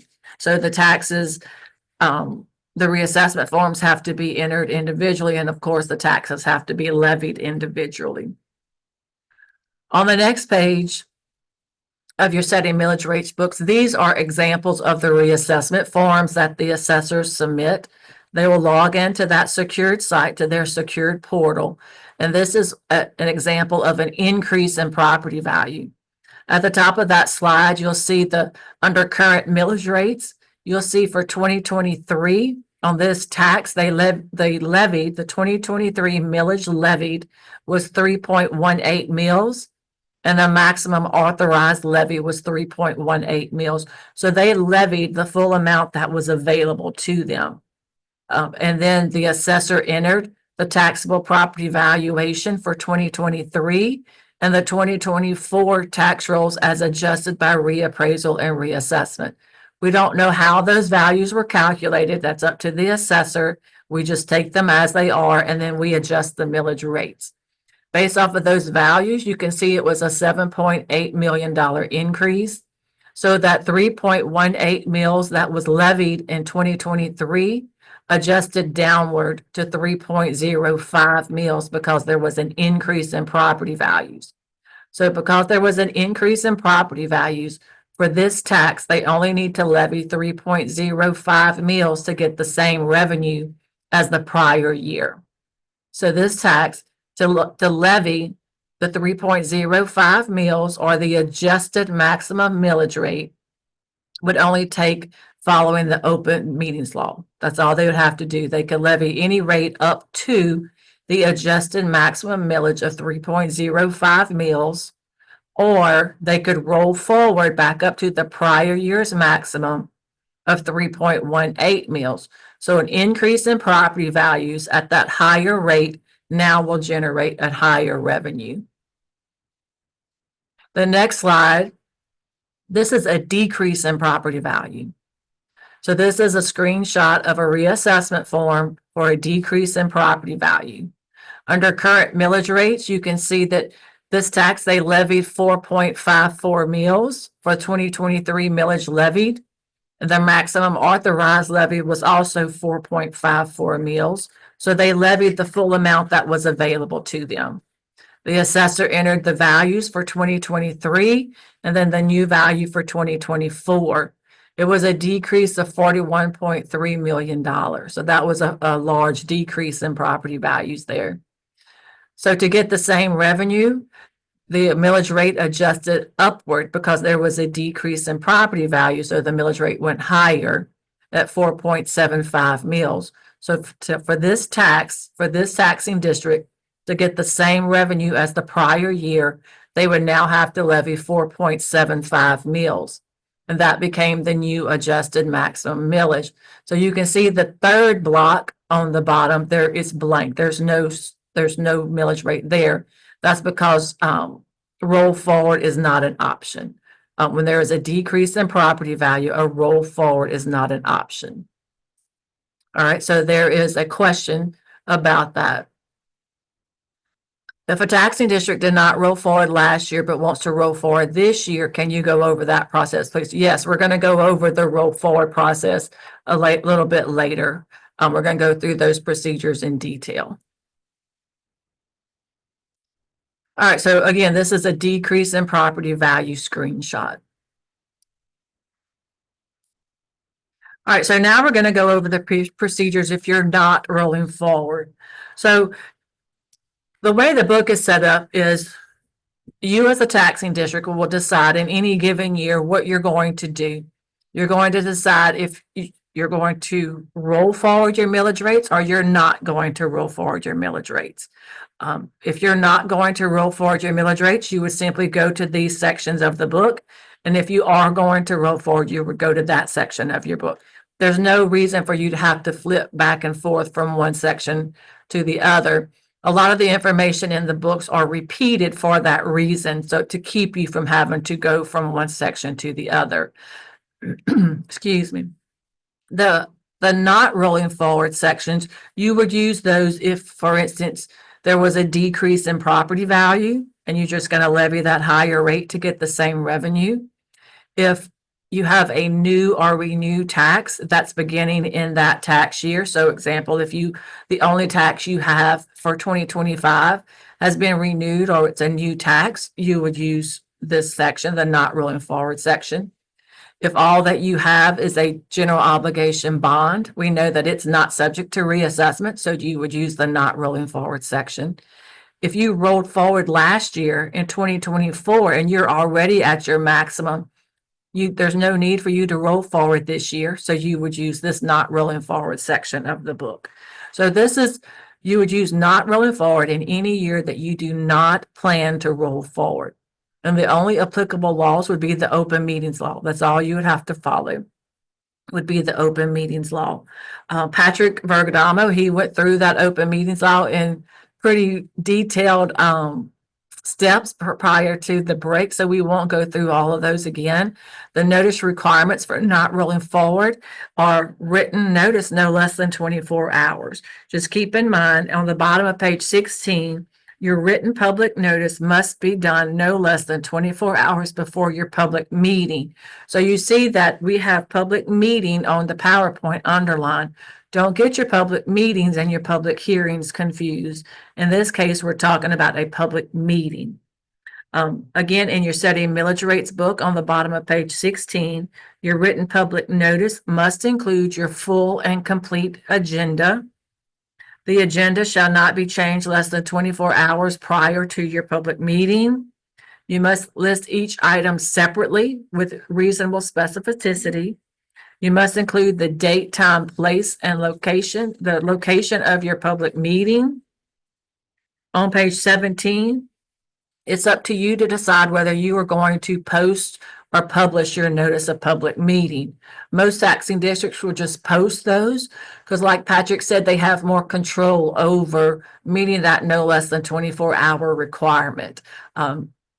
If you choose to publish your agenda, and you may be required to by your charter, but however, keep in mind, you also have to meet that publication deadline of the newspaper. So just by meeting the publication deadline does not necessarily mean you're going to meet that no less than 24-hour deadline. It's two different deadlines, two different requirements, one set by the newspaper and one set by state law.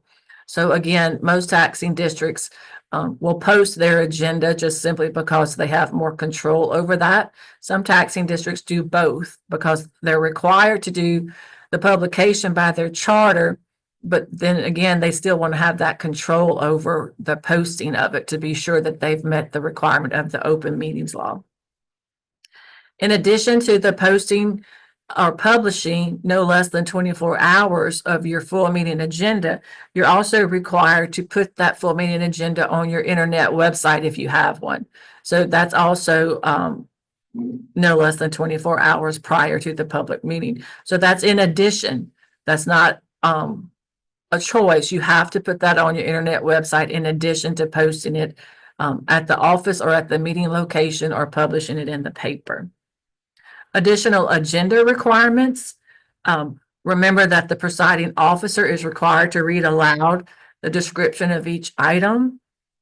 You are required to allow that public comment period prior to any action taken on a certain agenda item.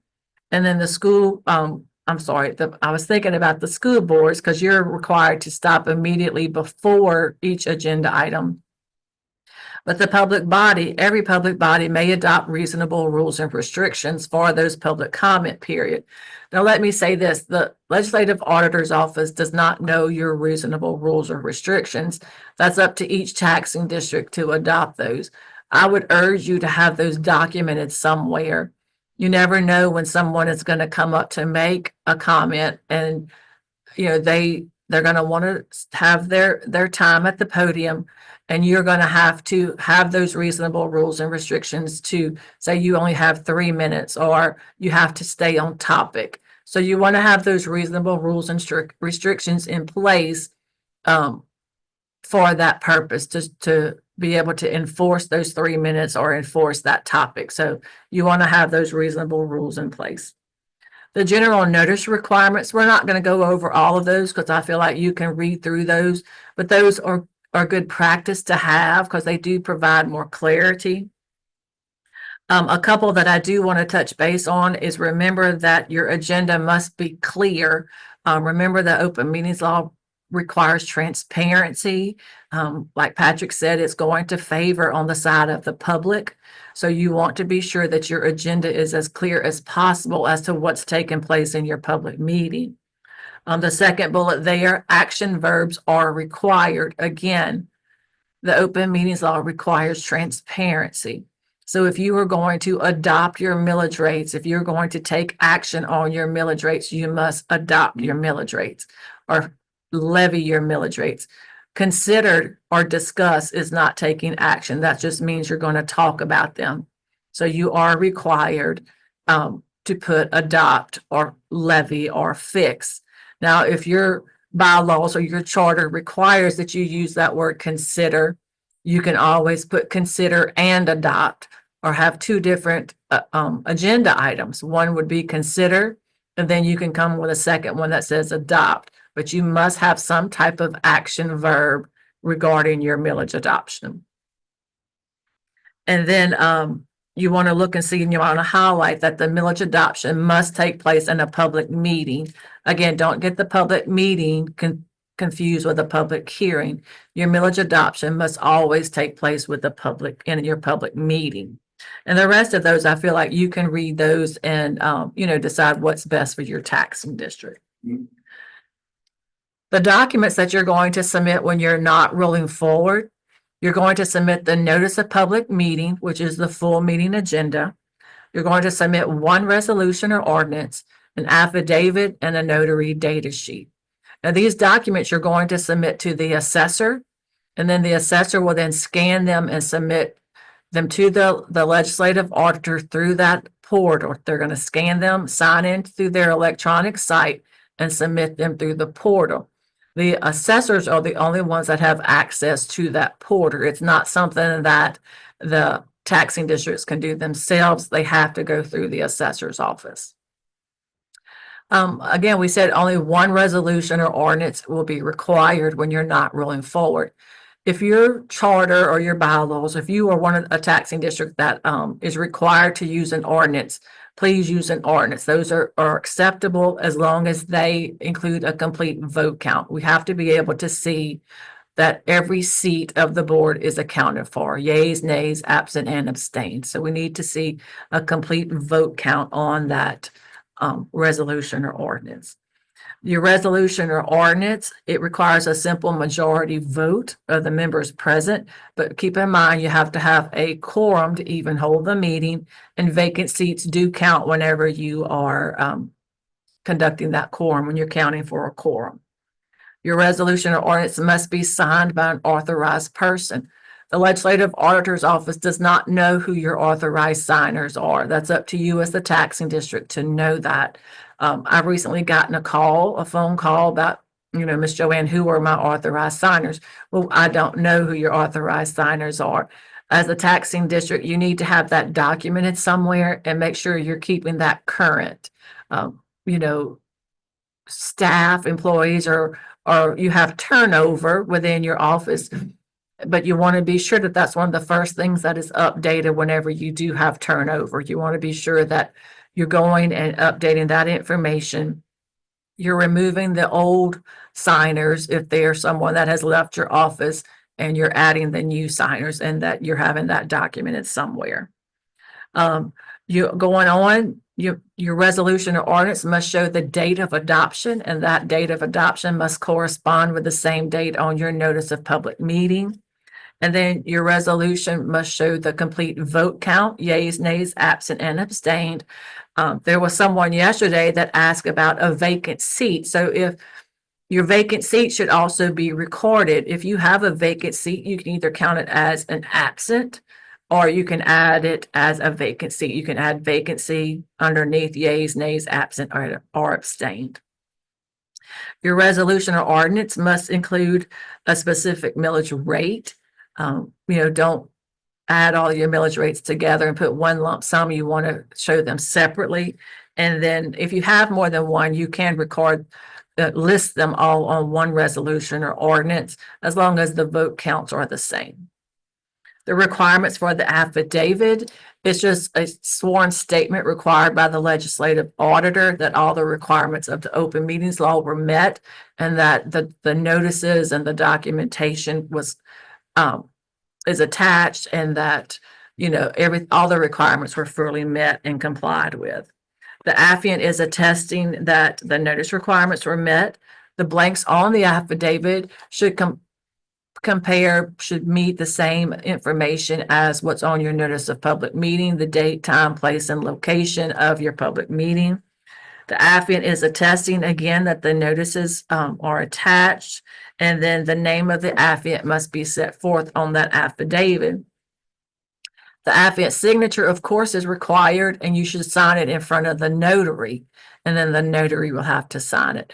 Last year, I got an affidavit. Now, keep in mind, it was submitted through the assessor. So not only did the taxing body not catch it, the assessor's office didn't catch it either, that the affidavit had been notarized without the affiant's signature.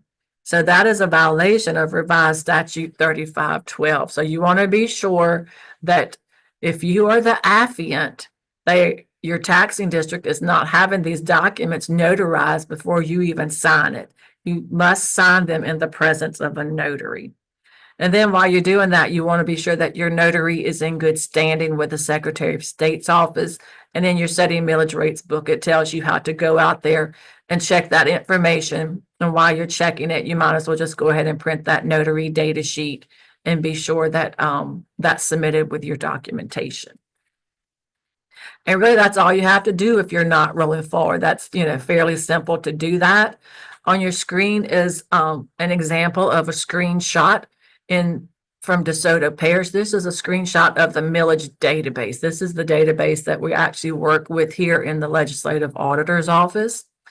This is the general alimony tax for DeSoto Parish. I'm not sure why it's called the general alimony tax. It's a constitutional tax, and the provision of the Constitution, it calls it a general purpose tax.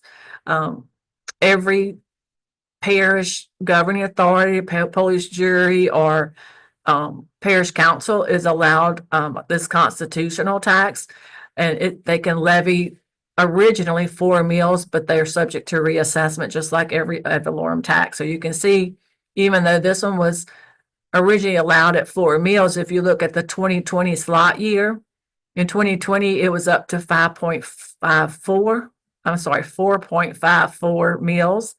And under the maximum millage column, it was 4.54. Under the adjusted maximum millage column, it was also 4.54. So that tells me there was a decrease in property value in 2020. The parish chose to levy the full amount that was available to them at 4.54 mills. And they continued to do that under that authorized rate column. That's the rate that they levied. So in 2020 through 2023, they levied the full amount that was available to them at 4.54. And then the 2024 reassessment came along. That's a statewide reassessment. There was another decrease in property value. If you look at the maximum millage column at 4.75, the adjusted maximum millage column of 4.75. So that 4.54 increased to 4.75 to get the same revenue as the prior year. And so the police jury levied the full 4.75 to get the same revenue as the 4.54 had brought in the previous year. There was a decrease in property value. The next slide is Fire Protection District number 1, also of DeSoto Parish. This tax was new in 2018. If you look at 2020 slot year, this tax was originally authorized at 5 mills in 2018, but in 2020 it went through reassessment. So there was a decrease in property value, and I know that because the maximum millage rate was 5.22 and the adjusted maximum millage rate was 5.22. So that tells me that there was a decrease in property value. However, under the authorized rate column, the fire district chose to levy the 5 mills that the voters had approved. And they did that all the way through 2023. Well, the 2024 reassessment came along, and so now there's an increase in property values. Their adjusted rate is 5.22 mills. Their maximum millage is 5.22 mills. Their adjusted maximum is 5.15, but they chose to levy 4.93, which is fine. You're not required to levy the full 5.15. You can levy any rate up to the 5.15 without rolling forward. So this tax, they chose to levy under the authorized rate column 4.93 mills in 2024. Now they will have until the next reassessment occurs, which is probably in 2028, unless some type of special reassessment is called. They will have 25, 26, and 27 to roll forward to capture that 5.22. But if they do not, they will lose the 5.22 mills, and 5.15 will become their new maximum. On the next slide, this is a example of Fire District 1's millage rates. Now keep in mind, they levied 4.93 mills. This is their millage adoption documents for 2024. The notice was posted on July the 17th at 12 o'clock for a public meeting being held on the 18th at 4 p.m. and the place was Marshall Road. If you look under new business, you'll see that the millage, new business item 1, it says adopt the millage rate. So they use that action verb, adopt the millage rate. They gave the contact number for Mr. Allen Bounds, the board chairman, his contact number and his address. So how to get in touch with him if someone needed some information related to this public meeting. The next slide is the fire district's resolution. They actually have 2 taxes, but we just showed you a screenshot of one of them. The acquisitions and maintenance tax, and you can see they levied 4.93 mills on their resolution. Their vote count, yeas, nays, absent, and abstain, and they put zeros by nays, abstained, and absent. Everybody voted in favor of this resolution. Now you can use the names of your members, or you can use a number of your members, as long as we can tell where the majority of your vote is. We just need a vote that shows all of the seats of your board. The next slide is the affidavit. This is the non-roll forward affidavit. It's available on our website. The fire district completed it. The information, the date, time, and place corresponds with the notice of public meeting. They had Allen Bounds sign it in front of the notary. And then this is the notary data sheet. The fire district actually has an ex officio notary, which is fine. I mean, as long as he's in good standing with the Secretary of State, we will accept it. You're not required to have an ex officio notary. As long as your notary is in good standing, they're acceptable. This is a screenshot of our database after we have approved the millage documents. We look at each one individually. First, we'll look at the notice, then we'll look at the resolution, and then we'll look at the affidavit. And if each one checks out as we're going through them, we will mark accepted, and then that green check mark goes beside each document. If for some reason we would not accept it, if we had to send it back for a correction, there would be a flag beside it. Or if we just could not accept it at all, there would be a red mark, some type of red mark beside it that it was declined. But in this case, we accepted them all, and so we sent a message back an electronic message back that this package was accepted. So you can see where that blue arrow is, it says package accepted. And so the assessor got an electronic email saying that we're done with Fire Protection District number 1. You can move on from that one. You can, whatever your next step is, we don't need to see any more documentation from Fire Protection District number 1. They have satisfied all of their requirements. They've shown us their documentation. And so, we're ready to move on from Fire Protection District number 1. All right, so that concludes the not rolling forward section. So now we'll get into the actual requirements for rolling forward.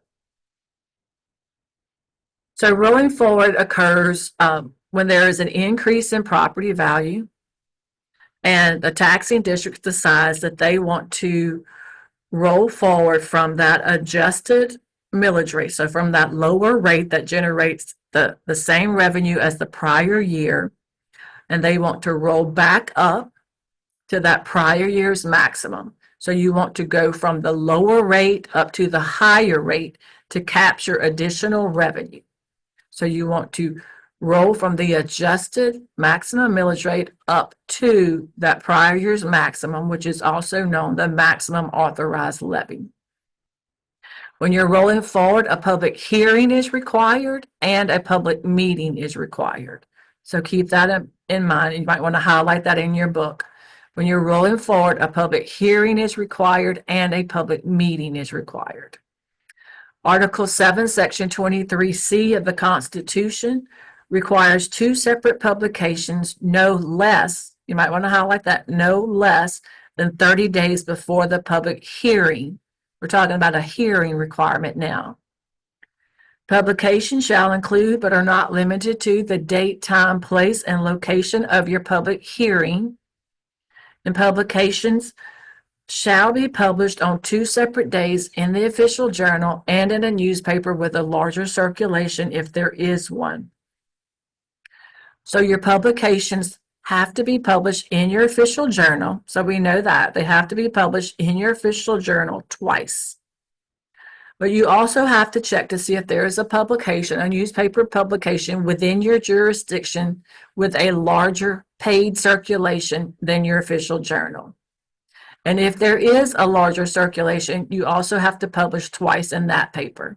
So you're either going to publish twice in your official journal, or you're going to publish an additional twice in a paper with a larger circulation. So you're either going to publish twice or you're going to publish 4 times, depending on the circulation numbers of another newspaper. Revised Statute 47-1705B states that public hearings will also be held in accordance with the Open Meetings Law.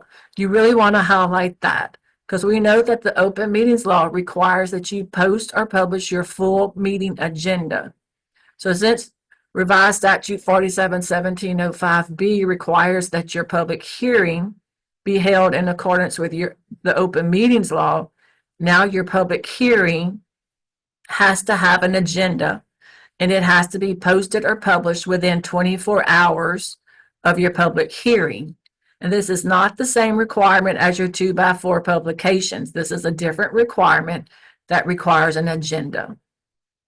So your public hearing must be held in accordance with the Open Meetings Law. Goes on to say, Revised Statute 47-1705B, that your publication shall contain a statement that the tax recipient body intends to consider levying additional or increased millage rates without further voter approval. That is verbatim from the law. You must include that statement in your publications. Revised Statute 47-1705B also requires that you publish these ads twice in your official journal and twice in a newspaper with a larger circulation if there is one. So the Constitution requires the publications and 1705B requires the publications.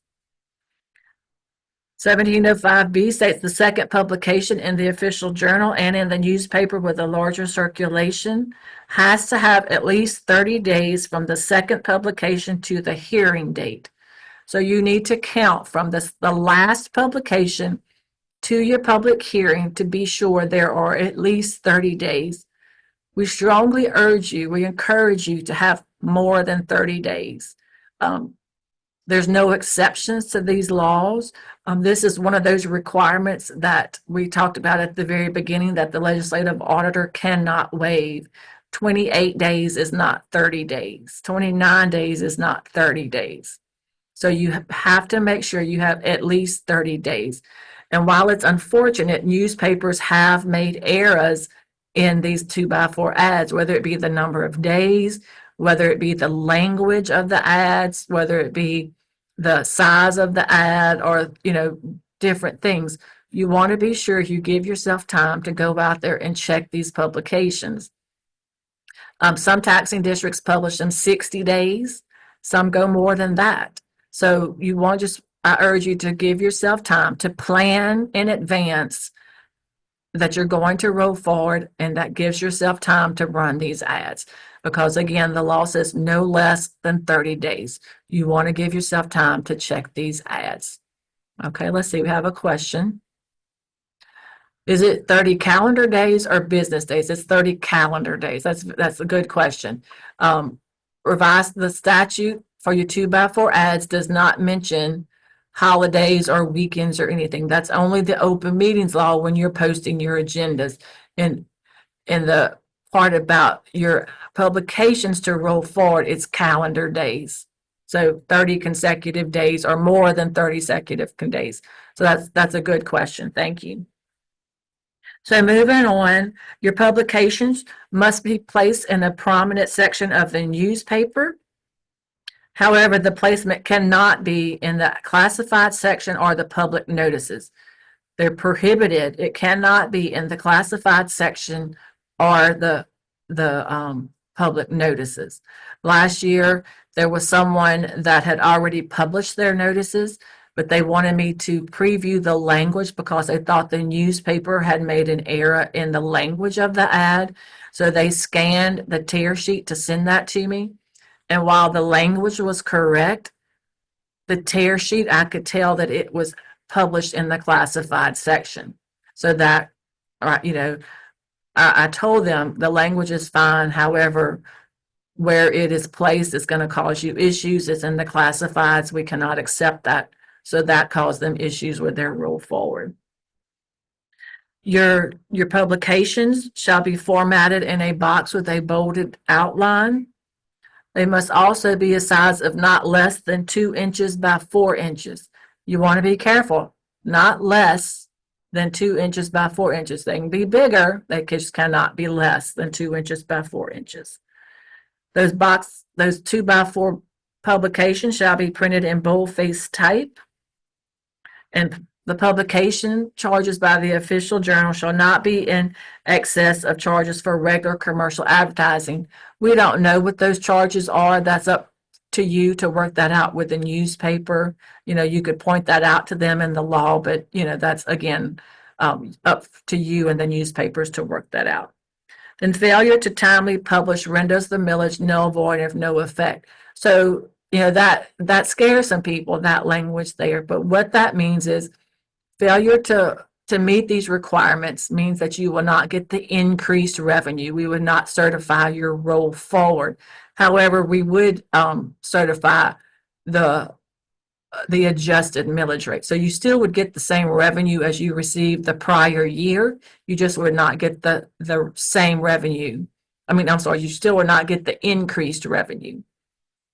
You would get the revenue as the prior year. You would not get the increased revenue. Okay. So if you turn the page and you're setting millage rates book, we're on page 21. At the top of that page is a sample publication. Now, you're not required to use our ad by no means. This is just a sample publication, but it does include all of the required information. If you choose to develop your own publication, just be sure that you're referring back to the law and that you're including all of the required information. I have seen other ads that people have published. They use our information, our ad at the top, and then they add another paragraph that says, some kind of disclosure, some kind of caveat that says, this is not a new tax, or this is not a tax going before the voters. They put some kind of additional caveat there, and that's fine as long as you have the requirements of the law in there. The statute also requires that the tax recipient body shall provide the assessor the date of the pending public hearing. So in addition to your 2x4 ads, you also have to provide the assessor in your parish the date and time of your pending public hearing. The assessor is required to maintain a list of those public hearings, and then they can decide whether to put that information on their website. Then as the tax recipient body, in addition to your 2x4 ads and your notifying the assessor, you're also required to issue press releases. The tax recipient body shall issue press releases to newspapers, and that's plural in the law, with substantial distribution, and to area broadcast media. So newspapers is plural. So you're going to issue it to your official journal and to another newspaper within your jurisdiction. Now, the office does not have to be there. It just has to have circulation within your jurisdiction. You have to issue a press release, and to area broadcast media. Again, the office does not have to be within your jurisdiction. It has to be broadcast within your jurisdiction. So TV and radio stations within your jurisdiction. So you're going to do 2x4 ads. You're going to notify the assessor, and you're going to issue the press releases. We have a question. It says, if a millage is up for renewal in May, do we wait until after the election to levy all millages in case it does not pass? That's up to you as the taxing district. You may want to have a conversation with your assessor. So if you have an election in May, more than likely you probably can wait to see if that tax is going to pass, because you will know in May if it passes, and if it passes, then you can levy your millage rates in June, either way. So I would have a conversation with the assessor. It's not like your election is going to be in November. Since your election is in May, I would think it would be okay to wait and adopt all of your millage rates at one time. But again, have a conversation with your assessor and see what their deadline is for their documentation. Okay, so moving on the first day of publication, occurring no less than 30 days before your public hearing, we're still talking about your public hearing. The tax recipient body must post the notice of public hearing on your internet website if you have one. So now you must put that 2x4 publication, that information that's in your 2x4 ad, on your internet website if you have one. And you must leave it there until you've taken action on your roll forward. Then in 2010, action was also added to the requirements. Information was added to the requirements that your 2x4 ads now have to include dollar amounts. This was a question that we had before the break, and I'll try to explain this as best as I can. So your 2x4 ads, they have to include an estimate of the amount of tax revenues to be collected in the next tax year from the increased millage as compared to the amount of tax revenue for the current year. So let me read that again. An estimate, so it's an estimate of the amount of tax revenue to be collected in the next tax year from the increased millage as compared to the amount of tax revenue from the current year. So that's $1 amount. And the 2x4 ad must also include the amount of increase in taxes attributable to the millage increase. So that's a second dollar amount. The way we would calculate this is you would need to get the current property value from the assessor. The current property value, whatever it is today, or whenever you call. They tell me the property value as of today. They may tell you we're not finished calculating it for today, but we'll give you the 2024 value, or we'll give you the value as of what it was, February 28th, or whatever the value was at their latest value. And so you will take that value, and so the first number, the estimate of the amount of tax revenues to be collected for the entire year. So you're going to take that money, that first dollar amount is the full amount that you expect to collect for the year from the millage adoption. You're going to take that value, multiply the rates the roll forward rates, the full amount that you're going to obtain, that you're going to collect. That's going to be the first amount. Get the value from the assessor, multiply it times those roll forward rates. That would be the dollar amount. The second dollar amount would be the amount over what you would have collected if you had not rolled forward. So it would be the difference between the roll forward amount and the not rolling forward amount. The second amount is over what you would have collected if you had not rolled forward. So the second amount is if you had not rolled forward. All right. Let's say there's another question. It says, in my case, they never have the current or the new value until after the time to advertise for the 30 days. Well, you would just take the best value that they can give you because the law requires an estimate. So you would take the latest value that they have for you because you can't calculate the value yourself because that's a job for the assessor to do. So you would take the latest value that you have.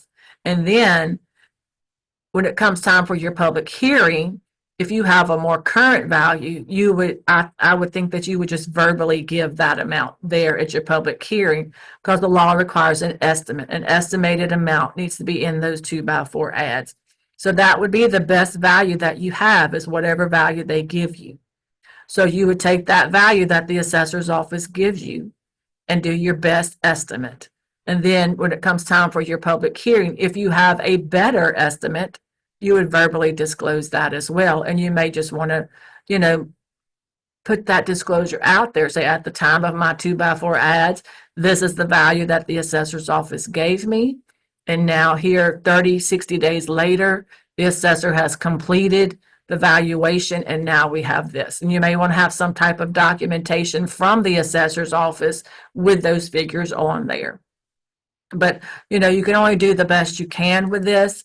But I would urge you to get some type of documentation from the assessor in that case, whenever you're having trouble getting those values, or if you expect them to change in the time where you actually publish your ads as compared to when it's time for the actual hearing to occur.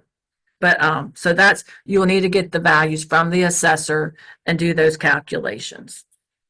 Then moving on, for the purposes of the internet publication only, so keep in mind you're required to put the information from your 2x4 ad on your publication, on your internet website. So for the purposes of that internet posting, you're also required to put a recitation of your current budget on your internet website. Now it's up to you to decide what is a recitation of your current budget. I'm not going to go out there and look at all of your websites to see if you have your budget out there. That's up to the affiant to attest that that has been done. So some people put a link to their full budget. I've heard other people put what they actually publish in the newspaper on their website. Some people will put a line item budget out there. But when you're rolling forward, you are required to put a recitation of your current budget on your website if you have one. Now, just because, the legislative auditor's office is not going out there to check to see if it's done, if you are the affiant, you want to go out there to check to be sure it's done. Because if someone were to question it, you would be the person that would have to answer to that. Where can I find it?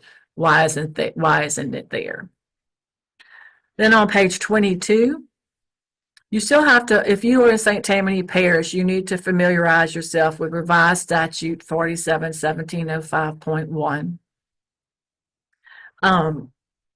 This is the part of the statute, that requires those taxing districts within St. Tammany Parish to coordinate their public hearings and public meetings with the parish governing authority if they're going to roll forward.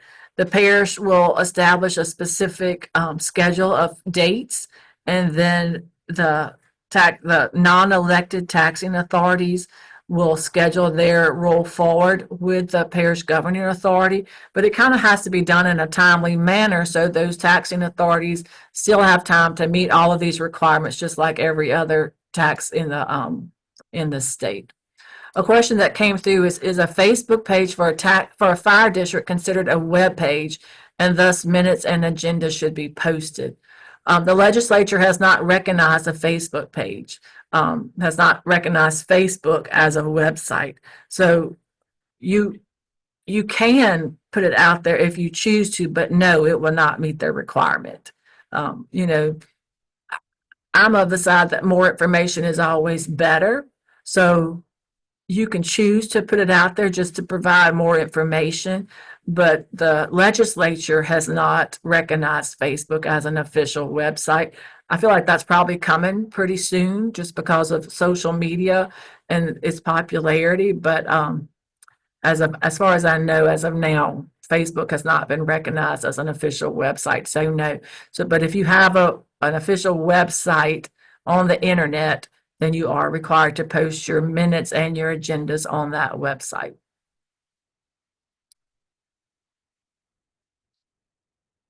Okay, so going on to revised statute 47-1705B2F. This pertains to subsequent meetings and subsequent hearings. It's on page 22 of your setting millage rates book.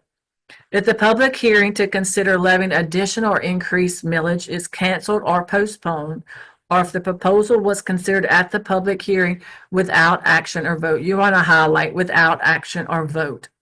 Then any future hearing to consider such proposal, you also want to highlight such proposal shall be advertised and publicized as required, except that no newspaper advertisement shall be required. So if you get to your public hearing, your roll forward public hearing, or you've done all of your advertisements, all of your notices, and something comes up and you have to postpone or cancel that public hearing or that public meeting, you need to table the entire process. You need to table everything. You cannot allow any type of vote at all on the adjusted millage rate or the maximum roll forward rate. You need to table everything. This has been challenged in the court system, and the 19th JDC and the First Circuit Court of Appeal has ruled that the roll forward is one proposal from the very first 2x4 ad that you publish all the way through the adoption. So I do strongly urge you to call me if you see that you're going to have to cancel or postpone your roll forward, and let me walk you through that. Let me help you out with that. I urge you to, if you see that's going to happen, you need to post a sign outside and have someone inside that public hearing and say this public hearing has been postponed until such and such a date, and then do not allow any type of action or vote on anything regarding that roll forward or that adjusted millage rate. So if that does apply to you, if you're going to have to hold a subsequent public hearing or public meeting, you will not have to do those 2x4 ads again, but you will have to notify the assessor of the new pending hearing date. The assessor will have to add that date to the list. You, as the taxing district, will have to issue those press releases again to newspapers and to broadcast media. And then, you still will have to follow the open meetings law. You always will have to follow the open meetings law regardless of whatever you're doing. You always have to follow the open meetings law. So in addition to revised statute 47-1705B and Article 7, Section 23C of the Constitution, once you've done all of your notices for the public hearing, you have to follow the open meetings law. So you're going to give written public notice no less than 24 hours for your public hearing, and written public notice no less than 24 hours for your public meeting. And keep in mind, this now excludes weekends and legal holidays. We're to that point of the open meetings law where it excludes weekends and legal holidays. The requirements for your notice of public hearing, we're on page 23 now. And we're not going to go over all of this because I feel like Patrick probably has gone through the open meetings law pretty thoroughly, so we're just going to touch on some of this. Remember that your notice of public hearing, and the same for your notice of public meeting, your notice of public hearing In addition to those 2x4 ads being published twice in the official journal and twice in the paper with a larger circulation, you have to give notice no less than 24 hours. And that notice has to include date, time, and place and subject matter and a complete agenda. And then it'll be posted or published. Your notice of public meeting, the same thing, has to include date, time, and place, subject matter of your public meeting, and then also a full and complete agenda. On page 24, these are all the same things that we went over in the not rolling forward section about you have to post this on your website. Your agendas have to be posted on the website. The presiding officer is still required to read aloud each one of those agenda items.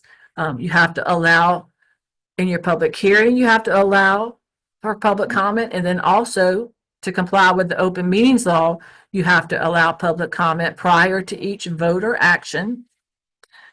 Under general notice requirements, it's the same thing, but I do want you to highlight that your millage adoption must take place in the public meeting. So don't get that confused with your public hearing.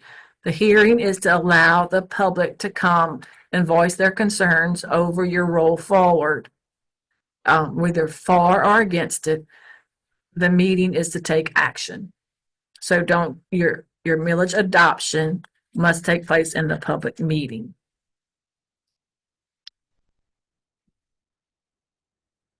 So the documents you're going to turn in when you're rolling forward, the applicable laws are Article 7, Section 23C of the state constitution. It requires 2/3 vote of the total membership. So that's 2/3 of the total membership. That includes vacant seats. That includes every seat that makes up that board. Revised statute 47-1705B, same thing, requires 2/3 vote. Revised statute 47-1705B2A, it requires an ordinance to set forth and designate the adjusted millage rate. So that's going to be that lower rate will go on that first resolution or ordinance.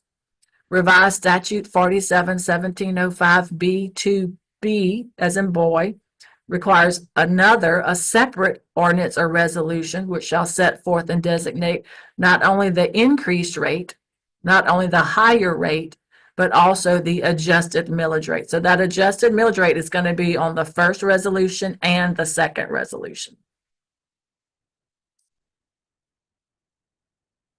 The documents that you're going to submit to the assessor, and then the assessor will then submit them to our office through that portal, is the notice of public hearing, the notice of public meeting, and then 2 resolutions or ordinances, an affidavit and a notary data sheet. The requirements for your resolutions or ordinances, for that first resolution, it just requires a simple majority vote because that's the one that adopts the lower rate.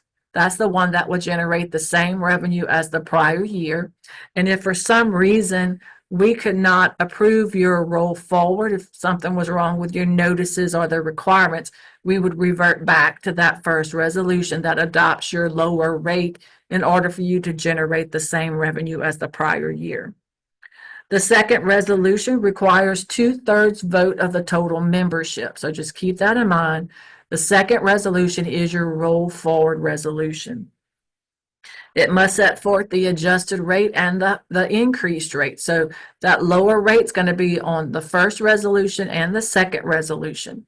The second resolution will have the lower rate and the higher rate, the rate you want to go on the tax rolls. Both resolutions, of course, must be signed by an authorized signer. They must show the date of adoption, and they must have a complete vote count.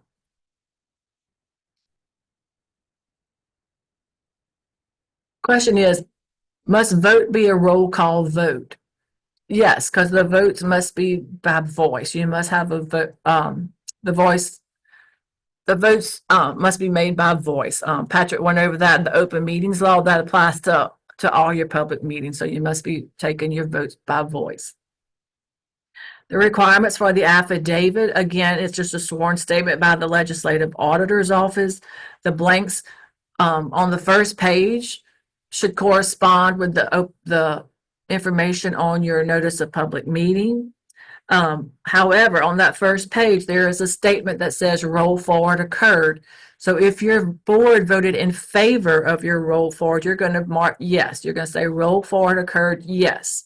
And so that tells us that we need to continue checking all the items below that statement to be sure that your taxing district has met all the requirements of the roll forward. If your board votes down your roll forward, if they are not in favor of passing that, you're going to mark no. Roll forward occurred, mark no. That tells us we don't need to check your 2x4 ads or your press releases or anything. All we have to do is check for your open meeting law requirement. And then going on, the AFIN is attesting that all the notice requirements, all the roll forward requirements have been met. And again, you're going to sign it in the presence of the notary, and then you're going to go check to be sure that your notary is in good standing. So on the next slide, these are just some issues that we found with the 2024 roll forwards. This is a shot of the second page of an affidavit. Items 10 and 11. So we just talked about the press releases or required documents, and you can see on item 10, it says a press release was issued on blank to newspapers with substantial distribution. And then on 10, it says to area broadcast media, and it says NA, which means not applicable. Well, we know that that is a requirement for every taxing district that's rolled forward. So it was applicable to this taxing district. So that caused their roll forward to fail. And we say it when we say it failed, it doesn't mean again that they didn't get any revenue. We just reverted back to that first resolution where they got the same revenue as the prior year, and they can do the roll forward this year. You can roll forward in any year prior to the next reassessment. So if this roll forward failed in 2024, they can always come back this year and roll forward again. This is another page. This is another taxing district of someone trying to roll forward. Item 7 says publications were published in sections, again, NA, which are considered prominent sections of the newspaper and are not classified. So again, NA means not applicable, and we know that the publications, those 2x4 ads, they're required. And so, again, that caused issues here with this taxing district. At the top, this is also on the affidavit. It says publications were published in sections public notices, which are considered prominent section of the newspaper and are not classified advertisements or the public notices. So we went over that the 2x4 advertisements cannot be placed in the classified advertisements or the public notices. Item 8 even said, which are not the public notice sections, but yet they still put the public notices. So we could not certify their roll forward either. On this slide as well, at the bottom, you'll see that this is someone's notice of public hearing / meeting. Remember, the open meetings law requires that your public hearing be held in accordance with the open meetings law, and the open meetings law requires an agenda. And so they gave date, time, and place of their public hearing, but there is no agenda for their public hearing. There should be some type of agenda listed there telling what's going to happen in that public hearing. At the top, this is part of the affidavit. This was a parish-wide taxing district. When all of the other parish-wide taxing districts in this parish, they published in a paper with the larger circulation, and this one parish-wide taxing district did not. So once in a while, we'll get these red flags that pop up, and it tells us, well, what's going on here? Why didn't they follow that requirement? So we reached out to this taxing district and had them check the circulation numbers, and sure enough, they should have also posted in the paper with the larger circulation. So therefore, we could not certify their roll forward either. But I know that they are also going to attempt the roll forward this year. The information on the bottom of the screen, now this is a little different. This taxing district is actually a 5-member board. I went back and I had to go back and look at the 2023 millage documents for some reason on this resolution, and I found that this was a 5-member board. they're trying to roll forward. So they had a couple of issues here. For one, it's like, why are there not 5 members shown in their vote count? Where are the other 2 members? And then in order to roll forward for their 5-member board, it would take 4 members to pass the roll forward. So they have a lot of issues here where we could not certify their roll forward. And then that also made us question is where are the other 2 members? Why weren't they being accounted for? So comes to find out they had 2 vacant seats, so they could not have rolled forward anyway, because they have to count every seat of the board in order to roll forward. So next we have an example of a roll forward. This is a school district in Allen Parish. So in 2023, the millages levied was 4.28 mills. The values were submitted by the assessor, the 2023 value and the 2024 value. It was an increase of $5.16 million. So that 4.28 decreased to bring in the same revenue as 4.13. So to get the same revenue, they just had to levy 4.13 on this tax, but they chose to roll forward back up to the maximum authorized levy of the prior year's max. This is a screenshot from the millage database. In 2020, there was a decrease in property value on this tax because you can tell by looking at the 2020 slot year, the millage rates are the same going all the way across. In the 2024 slot year, you can see that there was an increase. That 4.28 mills adjusted downward to 4.13, and they chose to roll forward to the 4.28 maximum millage. This is a copy of their 2x4 publication. You can see that it's printed in a boldface print type font with a bolded outline. I believe it was a little bit bigger than 2x4 inches, and they published twice in their official journal, and they also published twice in a larger circulation, a newspaper with a larger circulation. This is a copy of their notice of public hearing. They gave date, time, place, and location. They have item number 5, conduct a public hearing to consider, discuss, and review the adoption of the adjusted millage rate. Item 7, conduct a public hearing to consider, discuss, and review setting forth the adjusted millage rates and roll forward. Now, most taxing districts don't put this much information. They only put the information in item number 7. I like this because it provides more information, and I always like more information, but it's not required that you have quite this much. This is their notice of public meeting. You can see in items 12 and 13, approve a resolution adopting the adjusted millage rates. And 13, approve a resolution to set forth the adjusted millage rates and roll forward to millage rates not exceeding the maximum authorized rates. So that's perfect. They told the public exactly what they were going to do with their millage rates. This is their resolution number 1. They have a lot of millage rates, but we just gave you an example of one. The adjusted millage rate was 4.13 mills. And then their, I'm not sure what tax we're talking about, to be honest with you, but this is their second millage rate, their second resolution that shows the adjusted millage rates and the increased rates. And this is their roll forward affidavit. Now, I will tell you, if you are a taxing district that plans to roll forward this year in 2025, there is a new affidavit, and you will be required to use the new affidavit. So you need to go out to our website and to get that current affidavit that's on our website. It's been added, it's been updated with some more legal information that's out there. But this is their affidavit. They said roll forward occurred, yes. And so that told us we need to go out there and check all of those dates that's on there. We need to be sure they notified the assessor and put all of that press release information. This is the second page of their affidavit. They filled in all of those dates, all that complied with the law, with the state law. And this is their notary data sheet. This is a screenshot of the database after we had checked each one of those documents individually. They all checked out. I will tell you, there was one document, I can't remember which one, I'll have to go back and look, but one of them had it like a typographical error. So we did have to send that back. And so when we sent it back, there was a flag that notified the assessor electronically that there was something that needed to be fixed, needed to be corrected on one of these documents.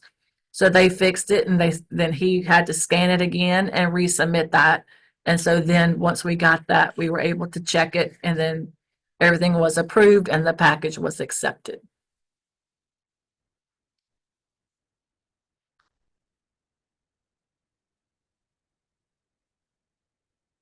There's a question that comes in. It says, going back a little with the municipality that had vacant seats, I am confused with the 4 or 5 members of a board. On the 4 or 5 members of a board needed to pass the roll forward. I thought 3 of 5 members was considered a majority. When you're rolling forward, you have to have a super majority, 2/3 of the total members, and 3 of 5 is not 2/3. You would have to have 4 of the 5 to vote. Because actually it would be like 3 point, I don't know, 3 point something to be 2/3. And since you can't have half of a person there, you'd have to have that 4th person there to roll forward.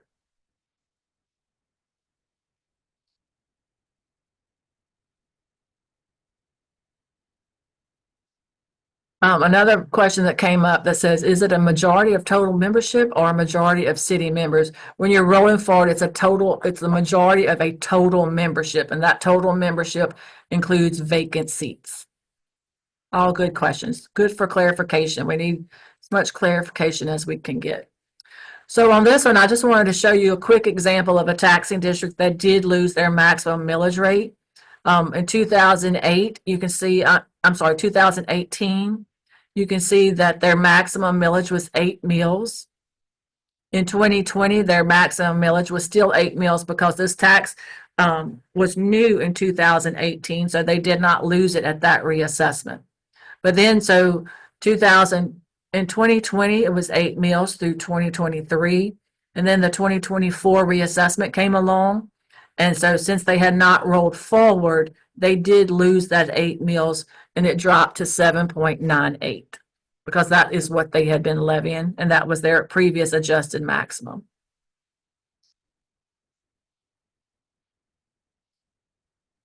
This is just a screenshot of a multi-parish taxing district. I just put this in there to give you an idea of how those work. The taxing district adopts their resolutions and everything. They have the same requirements as any other taxing district. It's just when reassessment occurs, we have to wait for values from every parish involved within that multi-parish taxing district before we can adjust their millage rate. So you can see that this one has quite a few parishes that we have to wait for their values to be submitted before we can adjust their millage rates. This one, we're going to go over the different types of ad valorem taxes. I feel like you know these already. It's just the constitutional, the statutory taxes, and the voter approved taxes. Constitutional taxes are just that. They're allowed by the state constitution, but just keep in mind, just because they were originally allowed at a certain rate does not mean they're at that rate now. They are subject to reassessment just like any other tax. So if they were allowed at 7 mills or 4 mills or whatever the case may be, they may not be at that now because they've been adjusted through the years at whatever reassessment calculates them to be. Statutory taxes are allowed by the statute, except generally they have some kind of provision that goes with them. Generally, like if the legislature is creating a taxing body, they will say, we're going to create this taxing body and give you the authority to levy an ad valorem tax, but only after you go out and seek voter approval.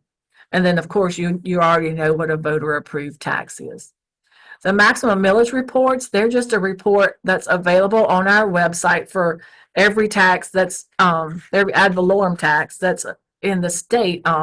There's currently roughly 3,000, give or take a few, individual ad valorem taxes in the state of Louisiana. So that's quite a bit for one person to handle. So bear with me if I don't get right back to you when you call, but I do try to get back in touch with you as soon as possible.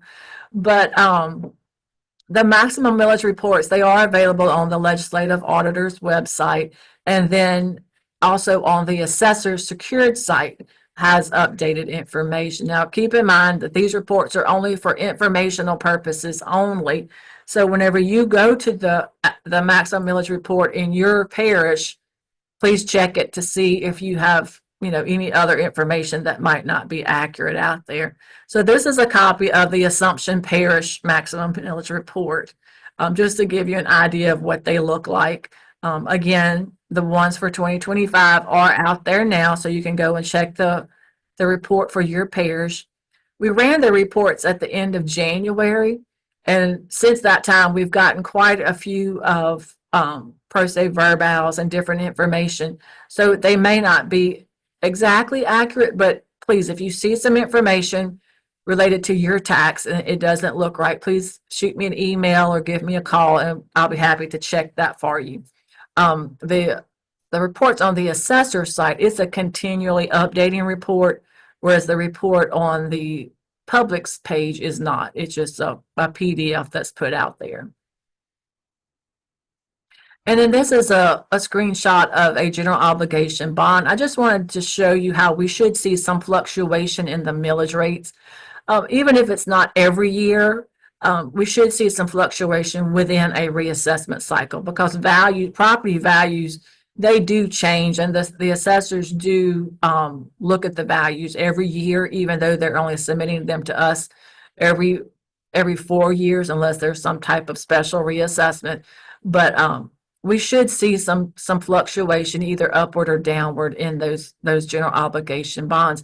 And that's only to protect you, so that you are not charged with an audit finding, or at the end of your repayment term, you have too much money or not enough money to meet that final payment. So you really want to stay on top of those general obligation bonds. And then this is just access to information that's on our website. And if you want to register for this workshop, you already know how to find your way to the assessors and millages page. But on that same page, there's a lot of information that you may find useful. We have one more millage workshop. If you'd like to come see me in person, it's next week in Ouachita Parish at West Monroe. We've had 2 other in-person workshops, and then this is the second virtual workshop. So we have one more next week in West Monroe. And then also on our website are those pension fund reports we talked about earlier. We do have some sample forms, but keep in mind the affidavits are required documentation. This is a screenshot of our website. Again, it just shows you what's available on the assessors and millages page. But this is a screenshot of that legal assistant page that I was telling you about. I'm telling you, that is a valuable page. It's got, I can't tell you how many people go and look at that site every day. It's got public bid, public record, open meetings law. So they really keep on top of that. So if you ever have any questions about those things, you should really reach out and look at those FAQs or give them a call. They would be more than happy to help you. And then this is my contact information. It's also at the end of your Setting Millage Rates book. Again, to get credit for today's workshop, we will not be giving certificates per se, but if you can get credit for today, please feel free to shoot me an email and I can definitely confirm your attendance. Or if you just have a question that you need some more clarification on, feel free to reach out to me. And thank you. I do appreciate your time and your participation. I hope you have a good day. Thank you.